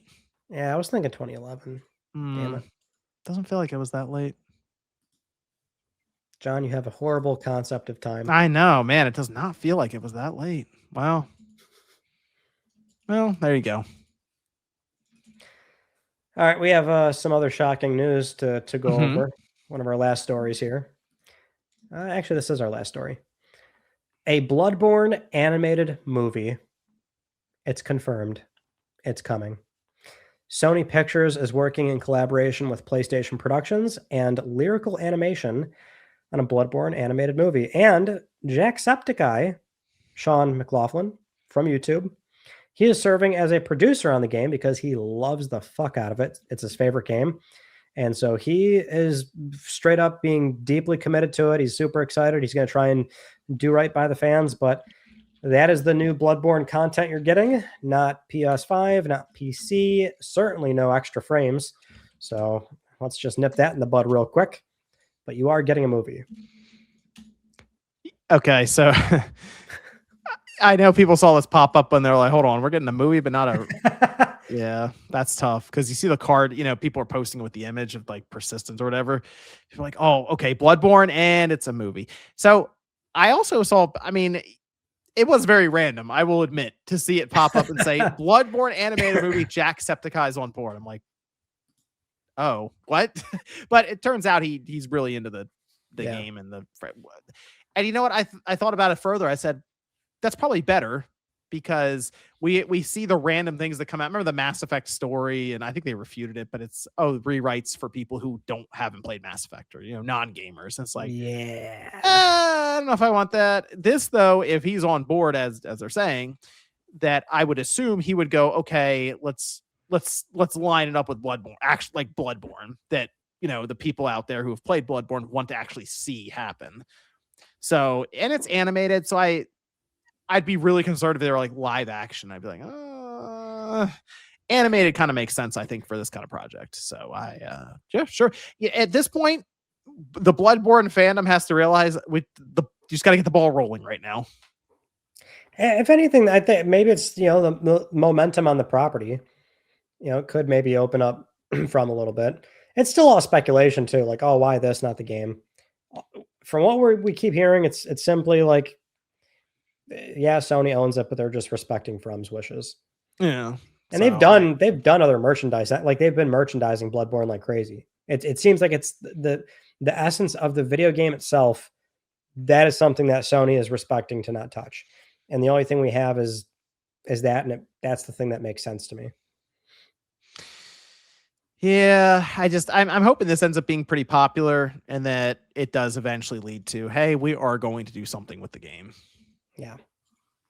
Maybe someday. Hey, for Bloodborne fans, at least there's something to look forward. Something's happening. It's just, it's always the nothing ever happens crowd. It's like, oh, something's happening. It's about persistence. There it is. That's all. That's what it's about. The small victories, the little victories, at least. There it is. Let's finish up some super chats here, John. Let me see. We have. This is from, here we go. Dennis says, do you guys think anyone will do an FPGA PS2? And I hope so. I would think somebody's trying to do it. Well, the thing is, I think with the Neo Geo AES Plus that popped up, it's once again got people interested in the idea of some of these companies doing it, because they're going to try to make the Neo Geo AES Plus as close to the original hardware. It sounds like they're using ASIC and everything. Like they're trying to basically remanufacture the Neo Geo. That would be kind of cool if other companies saw this and went, I wonder if that does all right. And then it does well, and then well enough, you could say. Then Sega goes, let's make a Saturn, let's make a Dreamcast. Sony goes, let's make a PS2. Problem is replicating PS2 hardware. Yeah. I think people always misinterpret, like PS2 is actually pretty damn complicated. Yeah, it's just it does come down to the amount of time and effort going into it versus how much, like the PS1 Classic, that had a lot of issues obviously when it came out for what it was, but it also wasn't a massive project undertaking for them to do that, since they just kind of emulated it. So I would like to see an FPGA PS2 just to see what we can get out of it. Johnny Israel says, did I say RGT? I meant Bam Margera. Get that mixed up all the time too, Johnny Israel. I know. I know. It's crazy. Toasty says, Ryan, I am willing to try Final Fantasy 10 again just for you. Maybe I was in the wrong mood for a game like that. Death Stranding won me over. And Tidus is cute though. All right. Well, I'll give it, look, I don't know if you like turn-based combat. I don't know what your problem was with it. If the game's not for you, it's not for you. But if you tell me you like turn-based combat and you somehow didn't like this game, that's where I'm a little bit uneasy, Toasty. But give it at least 2-ish hours, I would say. Get to Besaid Island. Yeah, you got to get out of that opening kind of area at least. I think that. I think the opening is kind of slow. So get to where it turns into the early 2000s of tropical island theme. Get to that. You got to meet Yuna. Like get to Yuna, see her first summon, do that. Johnny Israel says Sean should do who TF is Bam Margera. Bring him on the channel. I'm sure I'll let Sean know. He should just message Bam and be like, yo, come on the channel. I'll let him know. He's on it. Then Johnny says, try being a Splinter Cell fan.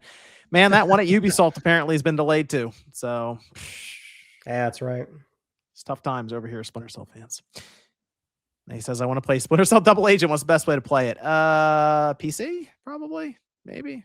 PS3 remaster? Maybe that one. I Maybe think it's in the collection. Yeah. It's got the I had free, John. The collection has it in 3D compatibility, right? Yeah, stereoscopic 3D. Come on now. PlayStation 3 play. There we go. That'd be pretty cool. Think about it, like I haven't actually tried it on the 3D TV. I have no idea what that looks like on there. I think all the PS2 remasters just have like a very basic depth effect, and that's it. Okay. Dave says best budget friendly 4K OLED TV suggestions. Have you been in the market? Budget and OLED don't really go together well, but I think I think people were still saying like the LG, I want to say B1 maybe was the budget one. I don't know what that price is anymore. Man, prices on everything change so frequently right now. I haven't looked at the market in a while, but I was always a big proponent of buying TVs used. So I would just go for like an older LG, like C1, C2. I don't know what they go for, but like I have a C2 and I love it. And I would always B5. It's a 55-inch OLED at $800. That's new. Brand new on Amazon. Yeah. I always bought just used TV. I didn't even care. Just buy it used. 3-4 years, try to find a local pickup, and people just like usually because TVs are big, people just want them out of there. So sometimes you can get a good deal. Doesn't look like you can play the training mode for Gotham City Imposters. It just gets stuck on the loading profile. Been waiting for 2 minutes and can't move past it. Wow, on the ground checking. All right, so it's tied. So it's tied to a server then. That sucks. Yep, that's a bummer, right? Because a lot of those games are. That's what I'm saying. They're peer to peer. Bespoke says Samsung S90D. We're just getting like TV suggestions in the chat now. Hey, why not? People have experience with these TVs. Why not? You can recommend them. Matt says, how about Sony make an updated PS3 that can play PS1 and PS2 games?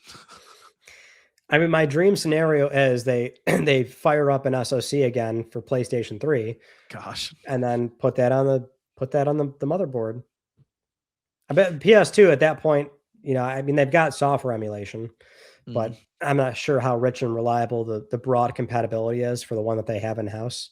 Dude, I guess technically it's in-house now because they own it. PS3's going to haunt them forever. My gosh. Never get away from that. I mean, like Implicit was working on one, but now they're at Atari. And the new company that does them, I don't know. Hard to say. You would think they'd have some pretty brute force headroom for PlayStation 6. They need more CPU headroom. GameSpy, it was relying on GameSpy connection. That explains it. That explains it. GameSpy servers can be restored. So I don't know if there's a community out there that has done this game, but Ubisoft was using a lot of those, or no, was it Ubisoft that used that? All the publishers usually have a protocol, a client they use, like a hosting, and like all their games use it. So if one game's been restored, then there's a chance like people have like restored the other ones. So maybe it's back up, or people have tried to get it back up. Gets everything there. Yep, we are good. Ryan, you want to hit us with the PSX? Gonna give it to you. PSX gonna give it to you. This is the topic of the show where we go over something cool, old, unique, nostalgic about PlayStation history. Maybe a cool factoid kids didn't know about PlayStation. Just teach people something that they did not know. And in spirits with Shuhei Yoshida for being the big topic of the show, this is a small one, very quick, but it's funny as hell. So Shuhei was banned on Wii U. He was banned on Wii U. What did he draw? I think he mentioned this on, I think it was Develop Brighton. It was the 2015 talk or something. I don't know if it was a talk with Mark Cerny or not. I really should have wrote it down. But what he said at the time was like, oh, I was on Wii. Yeah, they banned me on Wii U. Not just once, twice. So the first time he got banned, he put his Twitter handle on there. So he wrote @USP, got banned. The second time he got banned was he wrote "I love PS." Oh man, that's a little too close there, Shuhei. Please, you're like, please get the fuck out of here. Well, you put his, gosh. Like the same thing though. It's like a public talk. As he's telling the story, he's like, "Well, they banned me again." Crowd starts laughing. It's funny. What is he doing over there? Banned on the Wii U. There's not enough people on there Nintendo has to really think about those decisions. They're like, man, we don't have a lot of people on here, and we got to ban this one guy. We don't have so many people to ban. Okay, banning Shuhei Yoshida from Wii U Online Network. That's a tragedy. I wonder if they knew it was him. I don't think it was. Because it's like, oh, you can't put online aliases on there, ban them. And then, you can maybe misconstrue "I love PS" as like, Miyamoto in the back with like half a shadow on his face, smoking a cigarette, like something like that. Yeah, ban him. He started spelling out PlayStation. Bespoke says, "Can Ryan do PSX gonna give it to you in a DMX voice, please? Sincerely, everyone." Oh God, see, I love me some DMX, but I can't do that to my voice. That would hurt. That would physically hurt, and I'd sound like cringe. But I'm trying to get a soundbite ready, and every time I tell myself I'll click R3's coming up, but let me edit a quick soundbite, I keep forgetting to do it. Are you gonna do your voice and like mess around with it so it like lower it, or I don't know? Like, no, I won't. No, I'm gonna rip it right from the man himself. PS. I'll say PS and then play the soundbite, and then he'll deliver Hexphone and give it to you. Got it. Okay. That could work. So I'll try and get that arranged by the next episode for you, Bespoke. Okay, just for Bespoke. We'll remember that. Okay, so Ryan will have that ready to roll next time for you, so you can do the soundbite. This will be so tragic when it'll be Ryan's voice. PS. Well, I'll verbally say it in the moment, then play the soundbite. Okay. That'll work. I like it. Good stuff. So what's the plan for the next couple weeks, Ryan? For the next couple weeks? Stars? Is that the plan? Yeah. Well, that weekend, yeah. You cleared the board, ready to go? It's not till next week. What are you gonna play until then? I don't know if I should, because if I start something, I'm not gonna finish it in time. There's no way. Oh, there's no way. Yeah. So I'm working on other stuff. Okay. Well, that's fair. It's gonna be a fun journey when Saros comes out, which we'll see reviews tomorrow. So yes, be published just after Soft PlayStation goes up. Yep, exactly. And they all come in. That's fine. All right. Well, thanks everyone for tuning in to Click R3 number 45. We'll be back in a couple of weeks to talk Saros, actually, because we'll have both played it by then, and we'll have the reviews out, and I'm sure PlayStation will do some other weird thing that we'll have to talk about. So Shuhei will talk some more, I'm sure. Yeah. We'll see you guys in a couple of weeks.